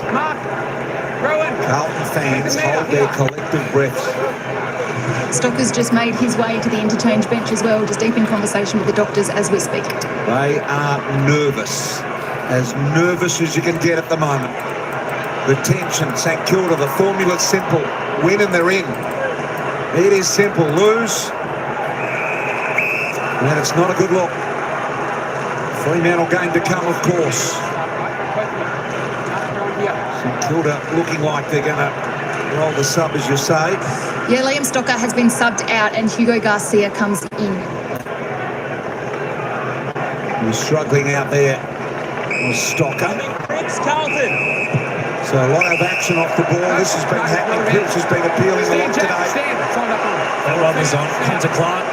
He's rolled over now that Stocker has gone off. So Stocker's been running alongside Paddy Cripps. Paddy Cripps really starting to flex. This will be possession number 10 for the quarter. 9 for the quarter.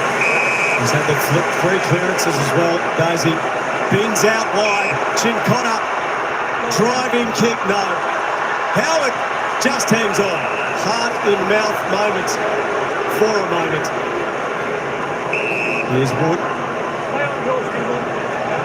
Clark, sloppy hand pass. It breaks down for the Saints. There are little signs here for Carlton. There is the disappointed Liam Stocker. We can do no more than watch on, see whether his now side can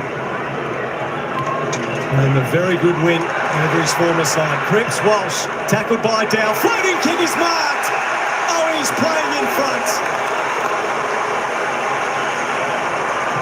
What a monstrous quarter the captain is having for Carlton. It is pure leadership. And it's his 5th clearance for the quarter, Al. He's been enormous. 11 disposals in the quarter, 3 tackles to go with that. Cripps. To make it a single-figure margin. It's been 20 on a couple of occasions in this quarter.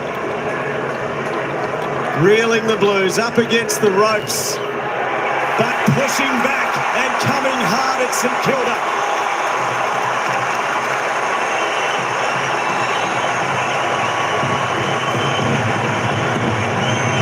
Carlton back within 8 points following consecutive goals. Akers, who's kicked a couple in this quarter, and now Owies, who has consistently hit the scoreboard across the course of the year. He's now kicked 33 goals this season.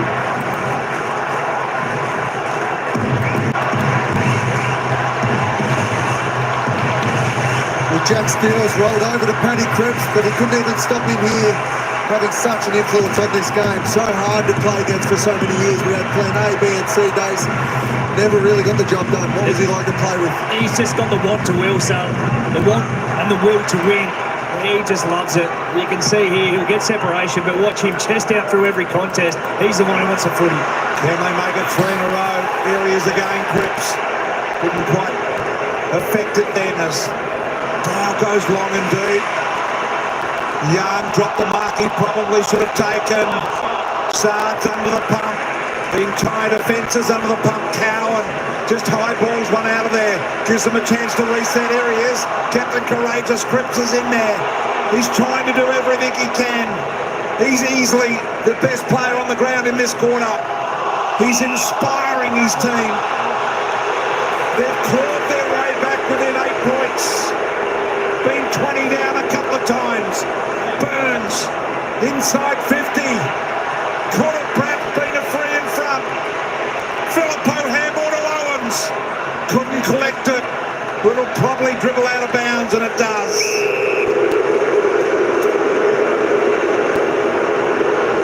So this team to sling tackle. Yeah, you just had the feeling that there was no drive in the legs there by the St Kilda player. Got a little bit fortunate, I reckon. That's not a free kick. Marshall and Pitt met. Down underneath.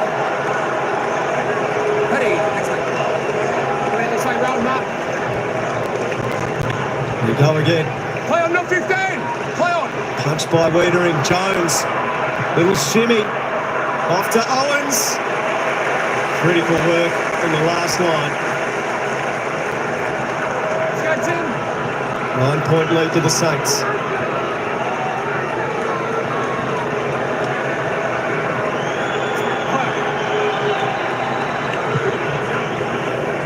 Moving to Kent. Been really quiet today, Kent. Fantasia. Manganine Lewis says there's no one behind him, so careful with the footy. Does it nicely to Wood. It's a busy forward 50. Wood looking for the lead. What a fist it was from Sard. Comes back to Marshall. Marshall puts it into space at the top. It's dangerous. Cripps has got him in a headlock tackle.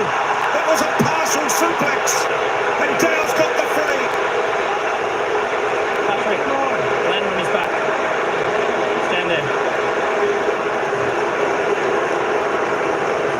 Move out. Move out. What do you think, Joel? Well, I think Paddy actually landed on his knees. It may look like in the back, I think that's more of what it is, but the angle was probably bad. Put the whistle away. Dow. His ground's at fever pitch. They won't like this. They will not like this, the Blues.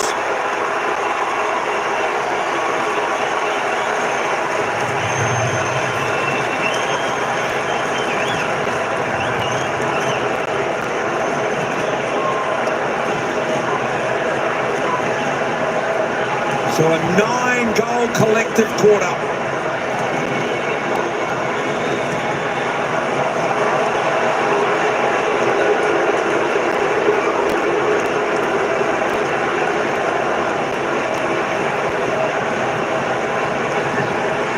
It does a decent enough job here, Paddy Cripps, to not get him high. Oh, look, to the letter of the law, he probably has landed on the number and the logo there to some extent, but a clutch finish from Paddy Dow. That's the biggest moment he's had in the Saints jumper. He's come up big time.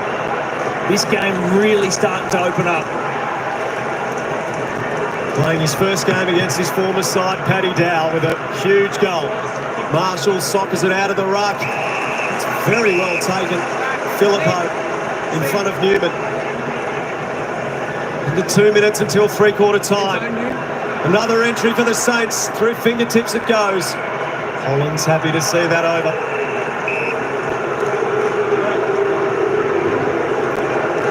Game on the line here for the Blues. They can't let one through for the Saints. Watch Jack Higgins buzz around this forward stoppage.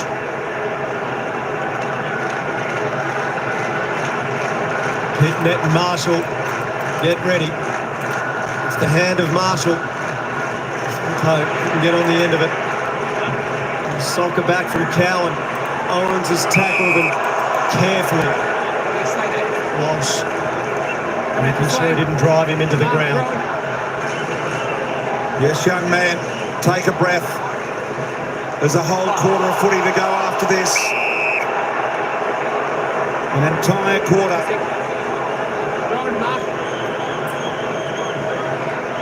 Marshall off his leg.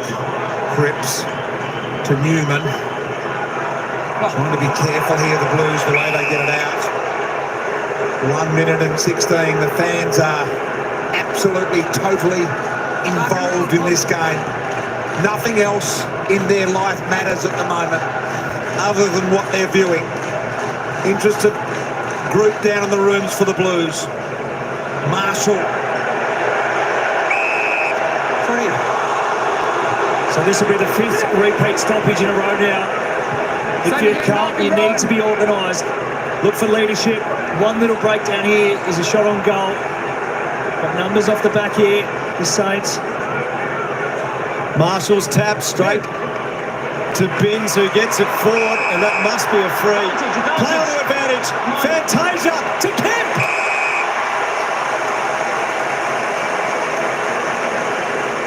Really well done. The high fives coming. Great call to take the advantage too. Understanding what was going to be in front of him there, Fantasia. But well done to the Blues. Held up defensively really well. Those repeat stoppages are so dangerous. Requires so much attention to detail to get them right. Now get a look on the other side of it. It also shows what they need to do going into this fourth quarter. Every opportunity they get to take the run and overlap, they've got to take it, the Blues. He has had only 2 kicks today, Brody Kemp. Can he muster something special for Carlton? Oh, yeah! He's got it done for the Blues on the stroke of three-quarter time. Nerves of steel, he goes back. And that is just what Carlton needed, approaching the final break. But that kick in line with the ball, make a contest, get the ball, overlap, run, bang. Beautiful kick by Fantasia, wasn't it? And Kemp takes his moment, the most important thing. You've got to take every moment you get now out on that ground, doesn't matter who you are.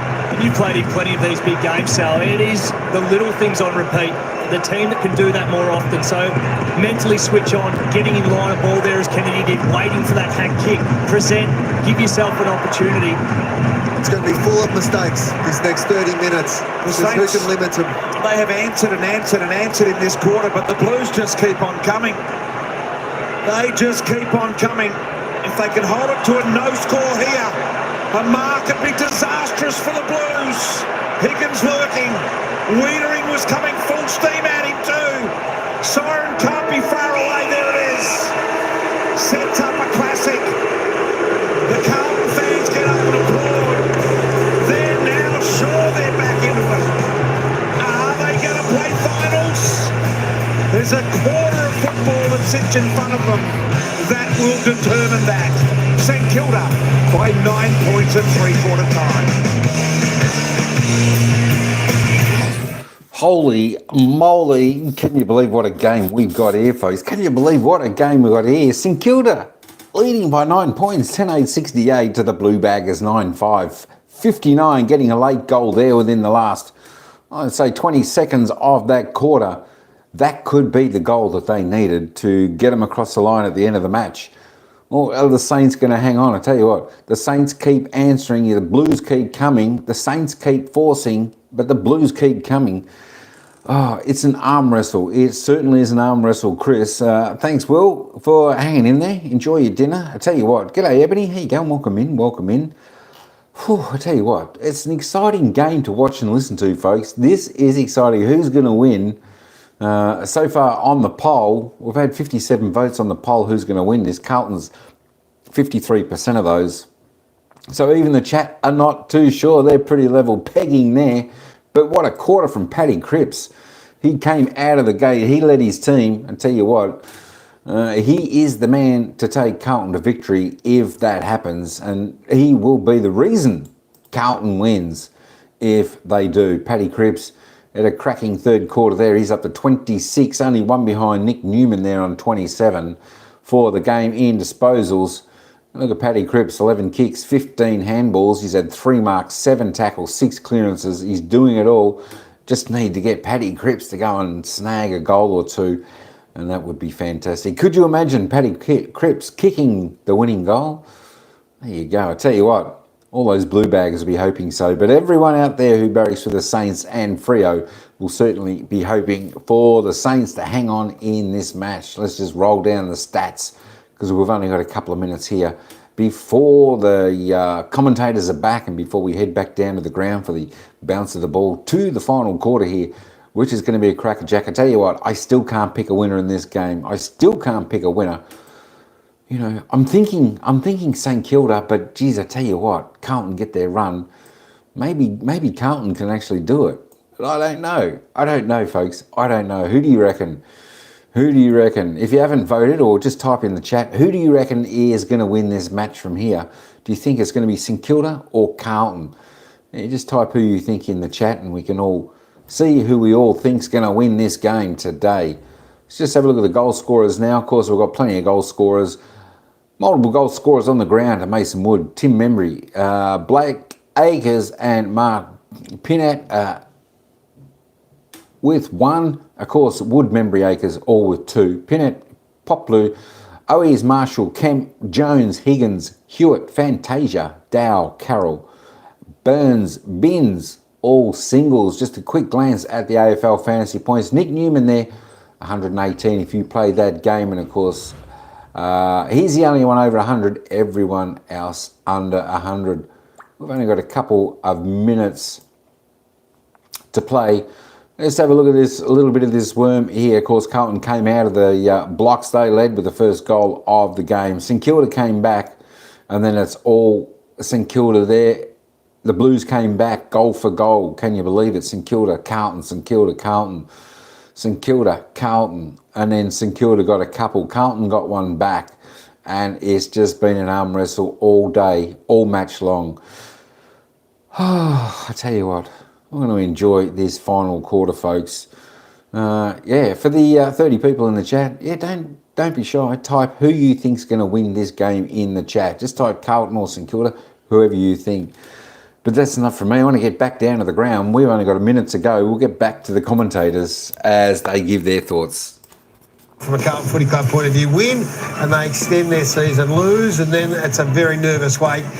On the back of Patrick Cripps, they got moving again. Oh, it was fantastic. Patrick Cripps was huge, Gary. Huge in that third quarter. And it was a little bit of we were thinking the game was going to be fairly uncontested again, as has been the first half. So we're sort of calling for him to go forward.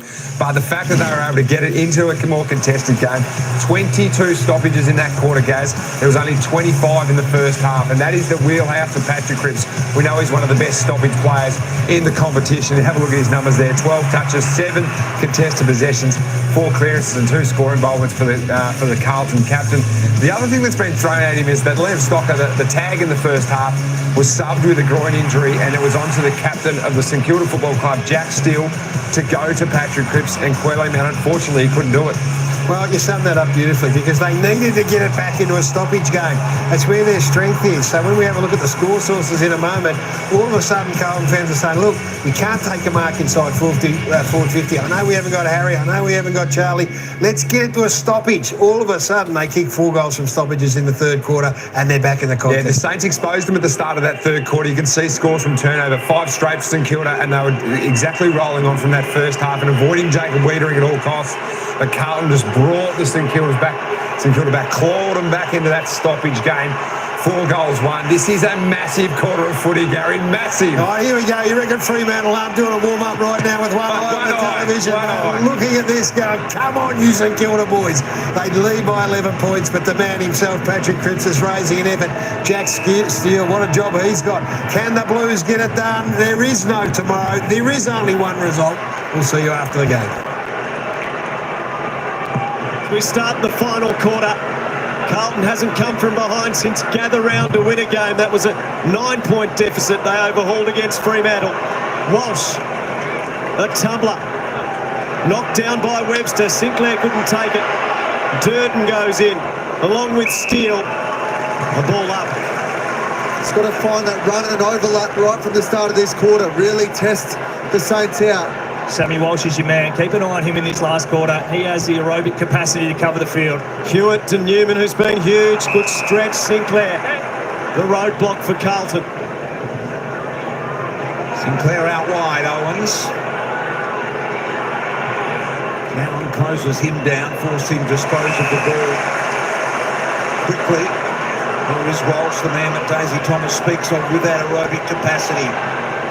Elijah Hollins, outside of the boot, magnificent. Durden almost. There he is. Kennedy. Another ball they've got in the paddock. Akers around the corner. Off hands. Owies was looking for anybody. Got it to Kemp. Kemp a little chip back inside. Missed the opportunity. Fired handball. Hollins snaps miss. Carlton have made their sub, guys, just tactical. Carroll out and Moyer in.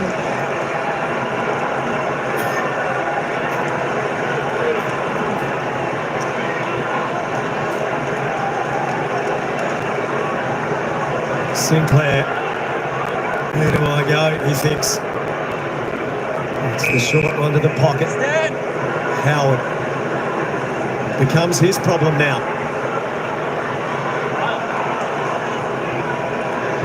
Long and down the line. Owens in front. Punched away by Cowan. At the fall, Dowie's caught by Ollie Hollins and rolled in the tackle. Flips it out the back somehow. Webster to steal. He's caught. Carlton's hunger levels rising.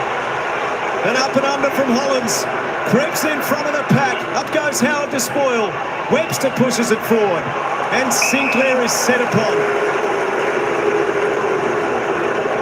They've started with the right attitude, the Blues. They're showing that they're here for the fight, that is for sure. Their fans don't need to wonder about that. They are on it. Steele to Jones. Jones a little one to Garcia. Got rid of it to Owens. High footy, Higgins is outmanoeuvred here. Sahart very quick with a release handball. Wiedering. Not his best kick. Gave Owens just a chance. Nice little hand in there for Owens. Got caught charming just as he looked like he was out of the loop. Comes back inside here to Hewitt. Got it loose to Cowan. Short ball. Hollins can keep going if he wants. They've got all one-on-ones down here. Look at this. Through the traffic was Kemp. He probably should have gloved it. He probably should have marked it. It was uncontested in the end. Should have done that. That should have been clunked. For Blues fans, be excited. Ashton Moyer's got some tricks. We saw a nice goal last week on debut. Pitting it to Akers. He can't get it to bend enough. Yeah, he was exciting. It was lively. Daisy. He can take a big clunk too. He's only the 188. And he's got tricks. Bit of a triple threat. Can do it with some speed, ground level or in the air. Keep your eye out for him to have some moments in this last quarter.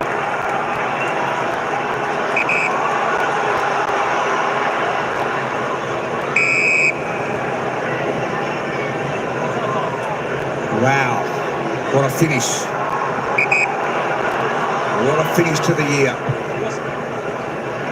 Webster, wide. Good result for the Blues. Great result for the Blues, keeping it in their half, but it's those small kicks that they were getting away with, working up the ground previously. They've all been taken out. Defending high, the Blues. Ned and Marshall here. Marshall hard to shift out of that front spot. Durden. All work, head down. Still battling on in there. Dow. Well done by him. Membry and Young. Membry the follow-up.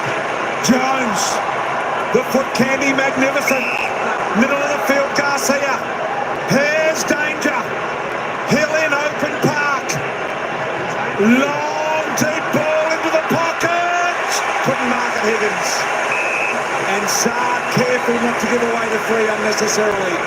Did a great job going back there, Saadi. Made sure that he crossed off one, got to the other one, made it the hardest kick possible for the Mids. The Carlton defence must continue to defend grimly here. Marshall's done that quite a bit, trying to volley it out of the air. Binns was held without it. No free kick. Walsh gets it to Saad. Saad clears towards the back flank. Holding. And now a Carlton free kick to Elijah Hollands.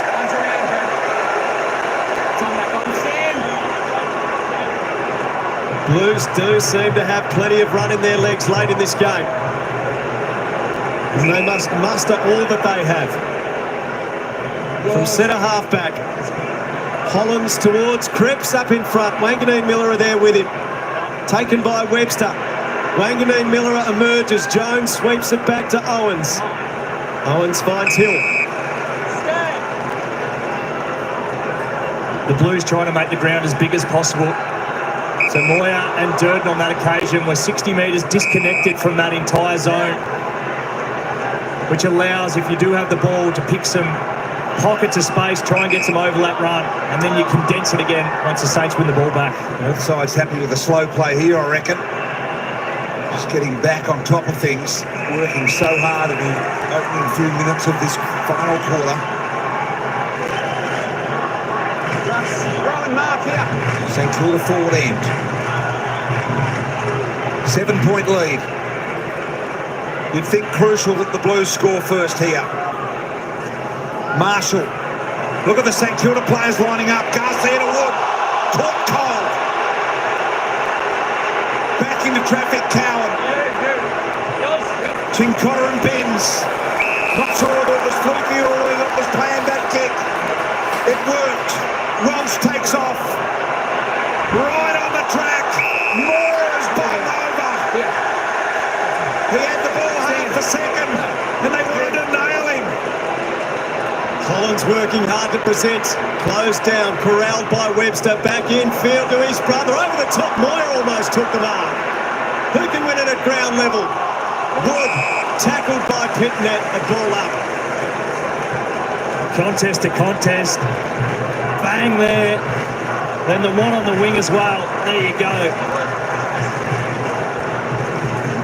Pitnet tangles up with Marshall, who wins it down. Clark tackled by Hewitt, spills to Walsh. Spinning away Hollands. Wiedering calmly. Durden. 60 metres out. No lead on offer. They are dead tired at the moment. So he just dishes it to Akers. Newman sneaking up behind him. Akers puts it to a prominent position. Coming deep, no winner in the air. Offhands Butler with beautiful hands at the ground level. Durden's in there trying to hunt the ball down. Butler got him in the tackle. But Carlton edged closer.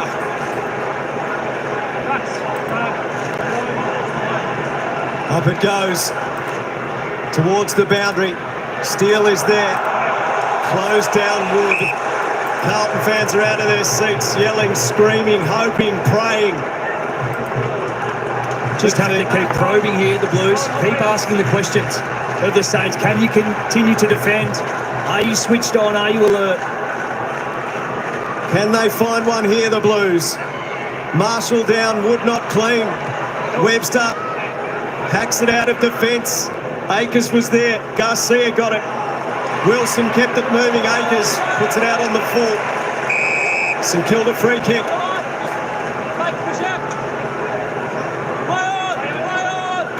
to go. All he can do, Garcia, is hammer it down the line.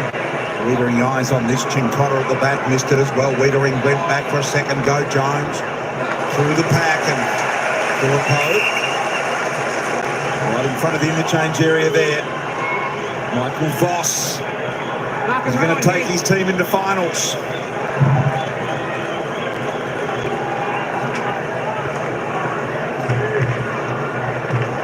Marshall, Sinclair, Chincotta and Higgins. Higgins stands, got it to Clark. Young in front is the only defender there. Ball knocked out of the hands of Wood. Couldn't quite glove it. Mark will be taken here by Wilson. Well within range. A very gettable angle. But he must start this footy inside left goalpost by about a metre. The youngest player on the field. St Kilda by 7. Can he slide this home? Carlton fans are wondering. It's tense. Wilson nails it. Or does he? Over the post, it went the opposite direction. What a let-off. Wiedering would have loved his time again, had Sam Walsh there for a handball to start that run. Gee, I thought he started that in the perfect position. He struck it very well.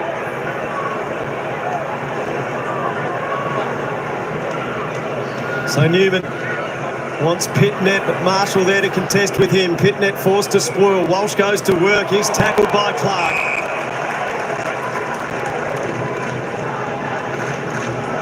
It's not getting any easier to watch in there.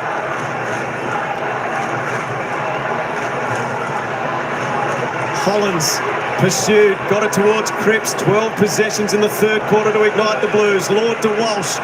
Up the wing they go. Battle back with conviction. Royer takes it, and with evasion to Hollins. A dribbler. Like a rugby league grubber to Motlop. His hand pass to Wilson. Rode the contact, got it towards Burns. He's caught by Motlop. Off to Clark. Steele turns it over. Kennedy's opportunity. And he takes them on in the middle, Kennedy. You've got to like the braveness of him.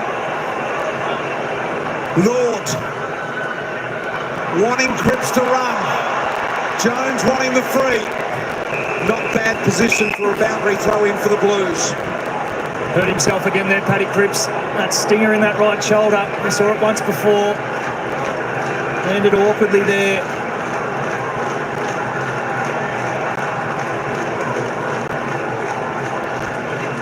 Marshall. Motlop could get busy. Walsh has got busy in this quarter. And for the game, Akers. Ollie Hollins places it. Tries to give them an opportunity. Kent was there. Webster to Jones. Jones pulled the kick. Went a second go. They are under enormous pressure here, the Saints. Can they get through the Blues? Lord had another go. And here is Wilson again. Wilson towards the wing. Membry and Wiedering engaged. Wiedering spoils. Higgins at the full. Caught by Ollie's. Gone.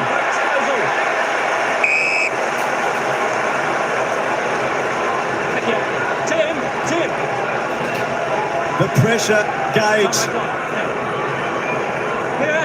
has gone through the roof. Oh, that is not the option from Ollie's. Wood punches. Wiedering will have to clean up the mess. Membry latches onto him. A ball up will be a good result from the perilous Carlton position. Lazy kick inboard there. Well done, Tim Membry. Super vigilant, coming across. Marshall's backhand down to Garcia, to Sinclair, touch ball. Butler didn't get a piece of it. Newman releases it. Hollins has really lifted in this last quarter. He has got to come forward at the ball. Akers tried to hold his man off Motlop just to knock it forward to Ollie's. Ollie's over the top. Here they go. Moyer got an opportunity to go, and he has. Carlton have closed within 2.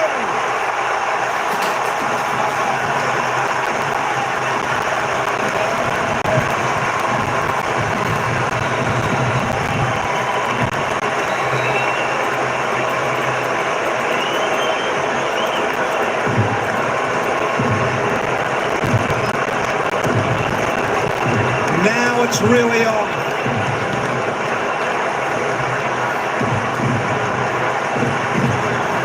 So close, the Blues.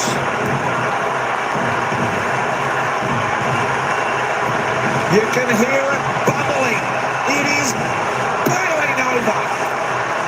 It is. It's everything we love about the game. It's hard. It's tough. Swings at each way. Now back over to the Saints. You feel like they're sort of forcing themselves now to try and ignite it. Paddy Cripps come to the bench, Joel. He's got 2 more minutes, Days. Take your break now. They've got to hang in there, the Blues. Kennedy has gone into the ruck for Carlton, and Clark comes away for the Saints. He kicks them towards the half-forward flank. Butler and Newman bounce on his chest. Well done by Wood. Slipped as he kicked to full forward. Holding free kick. Carlton free kick. Young. Lewis Young will have it. Just that right hand around the shoulder. They've been nervous all afternoon every time that whistle's blown. The Blues fans. Here they go again. Saad goes towards Kennedy. Sharman there with him. Wanganeen Miller punched it down. Walsh had a stack of it in the last quarter. Sweeps it back to Saad. And Saad to Young. Carlton find composure out of the fence. That is not a good kick. Saad under serious heat. Hand pass to his own advantage. It stays in obligingly. He tries to get it to Lord. High, downfield, Carlton. Free kick Blues. Wow, they got out of trouble. They were in an awkward position then. St Kilda were hunting them down. Saad got them out of it. Saved the day, but they look very nervous in the back end.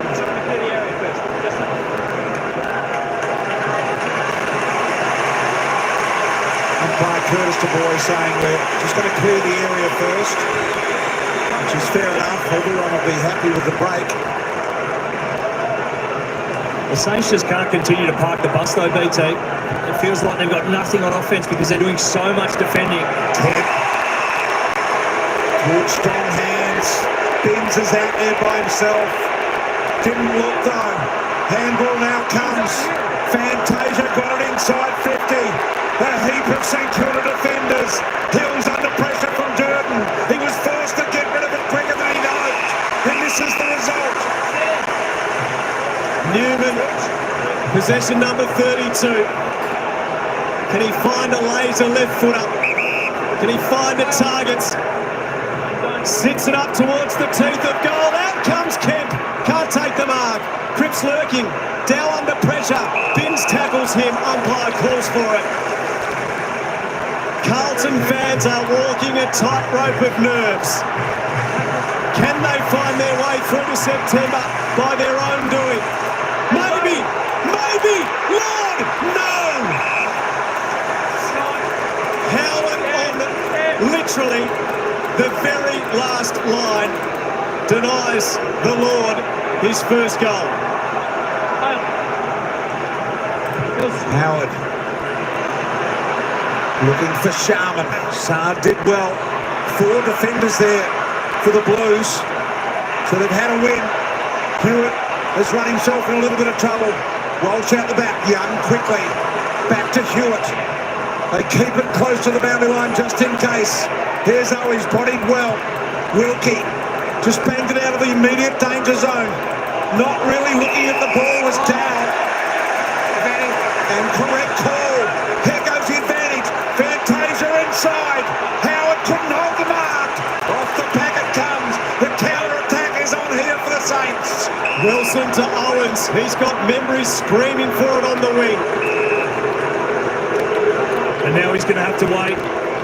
The numbers catching up. You can see filtering into screen. Now got some one-on-ones down the line. Membry to half forward. Wiedering sets himself. It's marked by Young. After Filippo went to ground. Ollie Hollands just enough on the kick. Cleared Wilson, found Chincotta. Back in field to Law.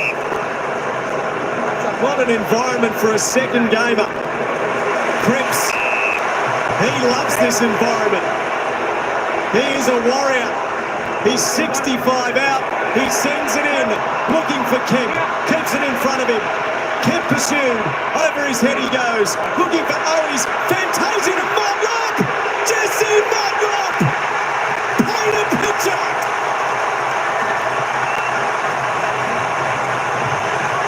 Carlton in front.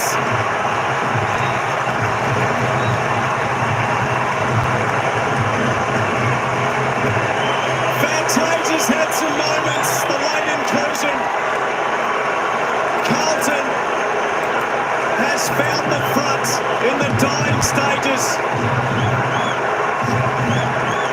And it's not the time to come off now for Fantasia because the small forwards of the Blues have been the ones sort of testing out this St Kilda outfit. And we asked it of them 2 days. Just feel now that the scoreboard's going to force the Saints to play with a bit more dare. They were holding on, defending now. They're going to have to roll the dice and take a chance. Still plenty of time. That's 6 minutes on the clock. That's an eternity in one of these games. Look at that spot on the ladder. That'll do them. That's what they're after. Fremantle still to come. Win this, the Blues, and it's done. Curtis to Boyd back in the middle. It's only a 4-point game. Cripps. Been enormous. Wilson. Hewitt. Cripps again. Who wins this? Little one out of the middle from Binns. Mark taken at centre-half back by Sinclair. A low bullet to Clark. Clark, Butler, 3 men out here for St Kilda. Flicked back by Filippo. Wood somehow got it to Wilson. His dig kick, Butler there. A free kick for a block. A Carlton free kick. Thunderous roars of approval in the stands of Marvel Stadium. See, it's not the free kicks you get at the start of the game, but the one at the end that help. They're having their way now, BT. Hewitt. Can Carlton close this out? Memories of a couple of years ago do not sit too far back in the memory bank. Withering wide. Just a little catch your breath moment here. St Kilda's Garcia. Garcia very high ball young. 4 3/4 minutes. Akers takes off. Newman tripped Jones into thinking it was coming earlier. Kisses the handball to Hollins. They're creeping their way down the field. Moyer's got it here on the wing. Cowan comes off the bench. Hollins should have got out of the way. Handball to Akers. Akers down the line. Very high footy. Through the hands of Wilkie. Kept alive. Was it by Kemp? No. It's a good transition from the Blues. From the back pocket, marched it up the ground. Not a whole lot of risk in it, but now got the territory. Gives themselves a really good opportunity to lock it in, set up behind the balls. They can generate a +1. The noise at Marvel Stadium is an absolute fever pitch. Cleared out by Garcia. Young wants a free kick. Owens wants the ball and takes it. Higgins is off to the races, but there's no penetration, and Newman is in the road. He has taken 16 marks, Nick Newman, and had 34 disposals. Young, back to the wing, through the fingers of Jones. Cripps to Hewitt. Not sure what to do with it. Chose a good option. Hollins to Sard, and Sard finds Elijah Hollins. It's too early to go this sort of game, though, I reckon, Joel, is it?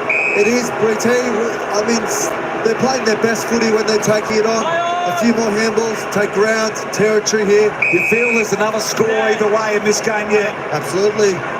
There's Newman. The kick mark's all right if you can continue to eat into the territory. So if you can march it up the ground, but when you have to go backwards and then you generate it to a turnover area where it's only a kick or two back into some dangerous area for the Saints, that's the issue. Fair enough. Jude Cripps would like to have his time again there to get hold of that one. So 2 minutes 57 seconds. Carlton by just less than a goal.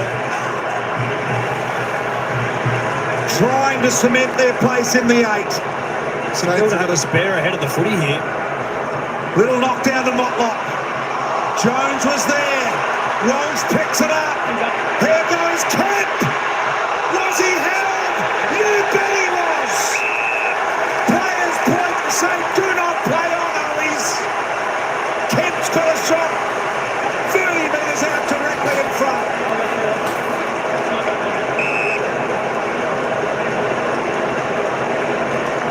Just that last left hand pulling him down. I think you'll find it is. This motion just there, pulling off the ball. Wow. It was hard to find, wasn't it? In a big game.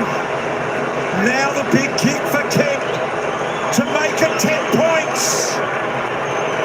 The biggest kick of his career, without doubt. Kemp has missed. And it's still not enough. That's just 5 points. To be a fan. The emotional ride. Membry up in front. Clark at the coalface. Jones crashes through. Wanganeen Miller over the top to Marshall. Back to Wanganeen Miller. Through the 50, pulls the kick. Filippo. Thought about playing on. 1:45 on the clock. Mateus Filippo will line them up to put St Kilda in front.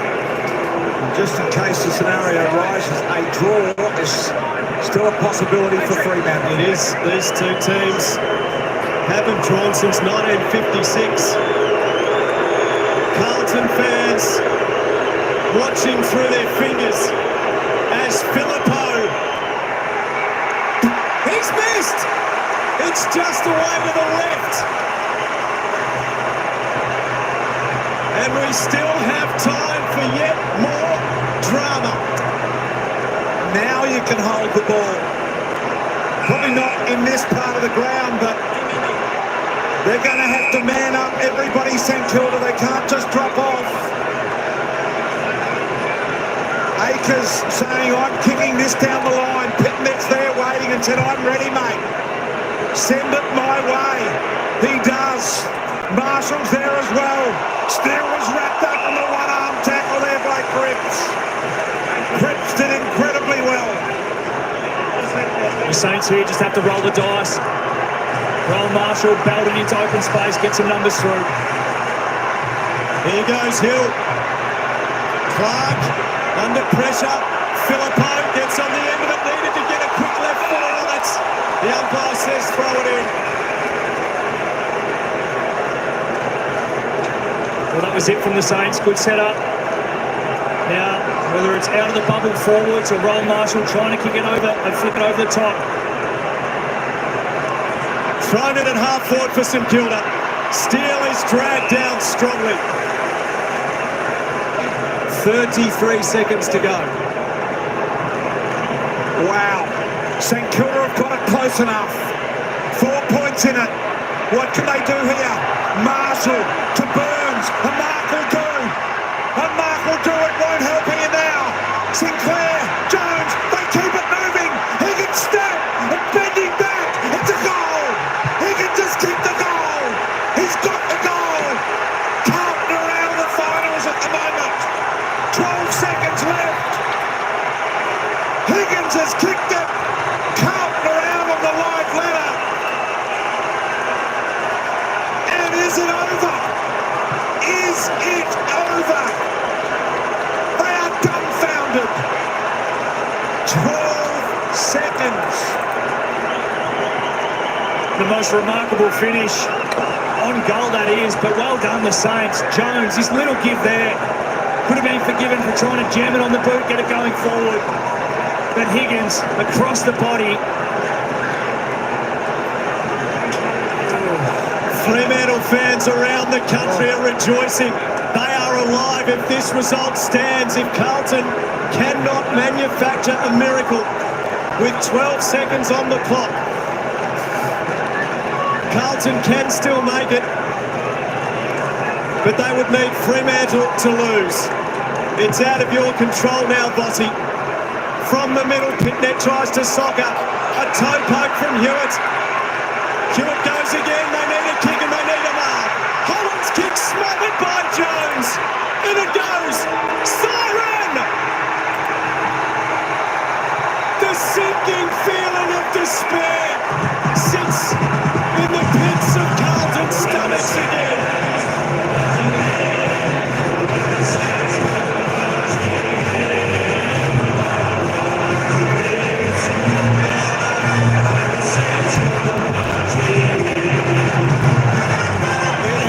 Some AFL home and away season, and today we see the prime example.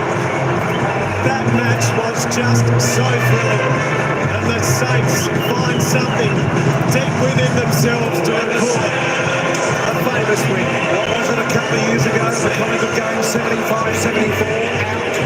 And what is it here today? 74-76. Till you can bounce Monday.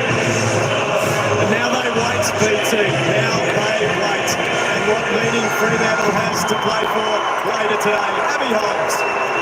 Yeah, down here with the match winner, Jack Higgins. Jack, congratulations. You spoiled the Carlton Football Club party in a very big way here this afternoon. Nah, it's good. They're a great team. I hope they make the finals. They still can. So, yeah, the best team win finals. 30 seconds to go. You kicked the winner, but you just said to me, Abs, I thought it was touch. What was going through your mind? I didn't think it was touch. I thought it was touch every day of the week on the line. I was like, I'll carry on a bit before I scored it, but it's had the classics. The winner's the winner. What about this group? I mean, you've won 5 of your last 6 games now. Finals, of course, isn't in the equation, but you must be really proud with the way that you've built momentum and finished so strong. Nah, I think it's this year is all in for us. Ross Lyon's one of the best coaches I've ever had. It's all about next year now and having prepared and hopefully make finals and hopefully maybe go the way. How do you evaluate the season as a whole? So many ups and downs and unfortunately some inconsistencies in your game. Yeah, obviously the start of the year was disappointing, but I think after round 12 we won most of our games, all competed well in them. So, yeah. Congratulations, go and enjoy this. We've loved watching your season. Thank you very much. Have you seen anything like it? The second last game of the season, Carlton, with 1:15 to go, hit the front, and then Jack Higgins from nowhere with 13 seconds on the clock, boot them back out. They now have to wait and get their Zach Butters badges out and say, Oh my goodness. Carlton fans, Zach, get us across the line, because that's the scenario. Fremantle win, they play finals, and the Carlton Footy Club miss. Yeah, what about that? Yeah, I've got radio silence from my daughter, who's a mad Carlton supporter. She's not at the minute 15. Your phone was going She's up and about. So anyway, yeah, geez, what an unbelievable finish it was. They did so well to claw their way back into the game. When it looked as if St Kilda early in the second half were just going to run away with it, didn't they? The Cripps was enormous in that third quarter, especially. But Higgins, he had a fantastic game, Jack. Yeah, he was fantastic, Jack. Higgins was involved in this. This is real. The players and fans. The players hurt. We know the fans hurt, but the players will be hurting every bit as much as this. And now, Michael Voss, just try and put yourself in this. This is your whole season. So pre-season starts back in October, November. Your whole season comes down to 1:15 when you hit the front to play finals and contend. And then just over a minute later with 13 seconds on the clock, your fate is now in the hands of someone else. Yeah, this is the brutal reality of AFL football. And unfortunately, Carlton, who are flying and premiership favourites, Gaz, as you mentioned over the broadcast, at some point this year now find themselves with their fate in someone else's hands, in the hands of the Fremantle Dockers. And we should say, hey, congratulations to St Kilda, by the way. They have won and won 6 out of their last 8, Gaz. Yeah, so it gives you momentum, doesn't it, going into next year? But and they will be a story, St Kilda. Don't worry, they'll get rightfully lauded. But the story right now is this for the Carlton Footy Club. And it's just staggering. You're just shaking your head right now. The goal from Jack Higgins was just off the charts. Especially through the back part of that last quarter, there was multiple St Kilda fumbles, and it looks like they weren't going to take them home. You think of Mateus Philippo, who had a shot there with 1.5 minutes to go, missed his moment as well. And then they had 3 really clean handballs at ground level. They got into Jack Higgins, and what an unbelievable finish. Just the ability to hook that brownie over your left shoulder, and then to still get the distance that he needed to get it to. He's got it over the line by a matter of centimetres, and that's centimetres, Gary. That is what could cost the Carlton Football Club. Kicked a great snap at the other end, but that was from a set shot, wasn't it? From 40 metres out. but that was on the run, so degree of difficulty high there. Philippi will be wrapped with Higgins because he got him off the hook. Yeah, that was a bad miss. He had the opportunity, how long ago? There was about a minute to go, wasn't there? So, it's a shame. Jack Higgins was enormous. He was enormous. Jack Higgins was amazing. But it would have been a mighty win by Carlton. All the players they've got out, 11 of the best 22 pre-game we spoke about. So they were gutsy all the way through, and they've got an unbelievable leader in Patrick Cripps. Moyer came on as the sub, and he was good. He was the second or third highest rated player in the last quarter. He gave him real spark. His tackling energy was great, and he kicks a goal. All right, folks, what a finish. What a goal. What a freak miracle goal with a minute to go, which put the Saints in front, and it was the Saints victors. There'll be so many happy people out there. 11-10-76 defeating the Blue Baggers. 11-8-74 take nothing away from the Blue Baggers or the Saints. That was one hell of a game. That was exciting. That was exciting. Well, the Blues can still make the finals. Looking at this ladder here, 52 points. Fremantle and Port Adelaide coming up next, the last game of the home and away season. It comes down to this, folks. If Fremantle win, they make the top 8, they make the finals and push Carlton out. If Fremantle lose and Port Adelaide win, Carlton play finals football. So it's not over for the Blue Baggers just yet. I think there'll be a lot of people tuning in there. Albert Wilson Wells's come on Freo from Paul Morris Wood. What a game. Absolutely. It was incredible. I tell you what, we still couldn't choose a winner with a minute to go. You ripper from Jai Davidson. Well done. I tell you what, Ricky Camford, come on Baggers. I know, I tell you what, there's nothing worse than doing that. Just a moment, I'll take you down to the song. Go marching in! Oh, when the Saints go marching in! Oh, how I want to be in St Kilda! Oh, when the Saints go marching in! Oh, when the Saints go marching in! Oh, when the Saints go marching in! Oh, how I want to be in St Kilda! Oh, when the Saints go marching in! We've got a very, very busy office here at Fox Footy.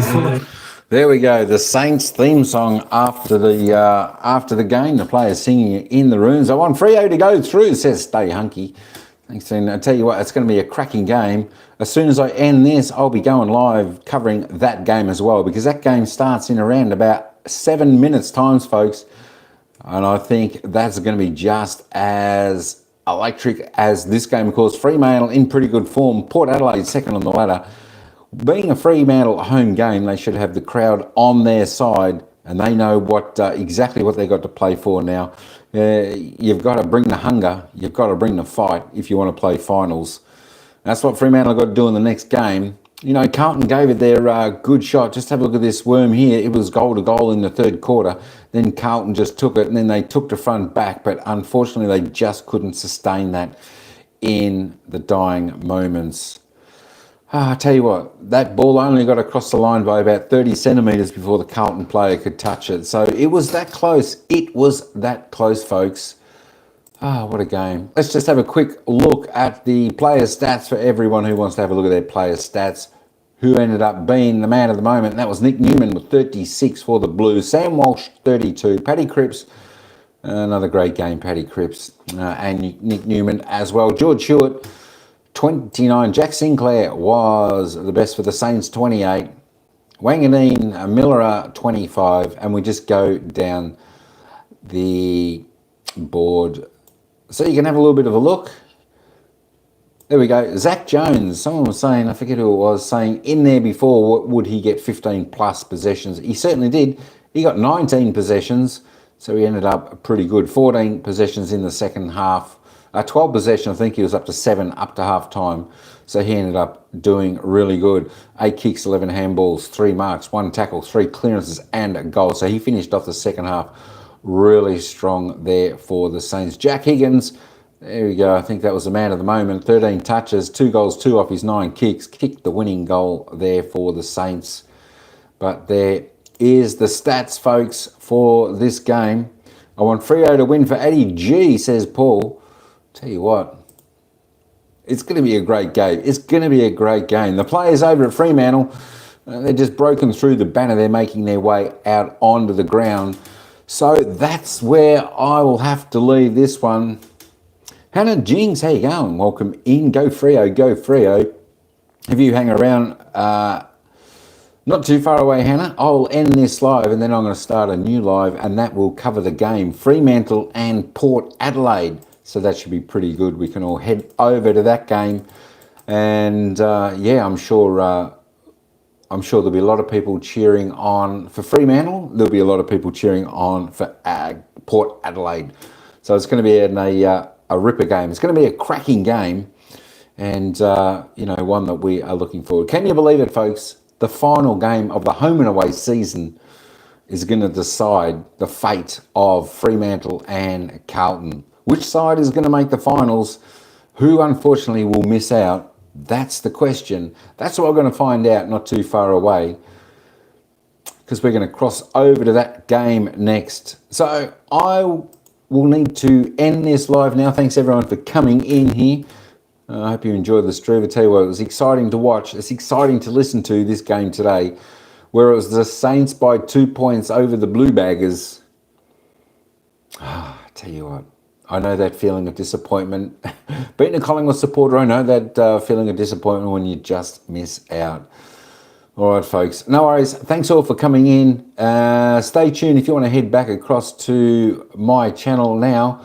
I'm going to press the go live for the Fremantle Port Adelaide game in roughly 2 minutes' time. So we'll see you then. And thanks again for joining in on this game here where Carlton took on St Kilda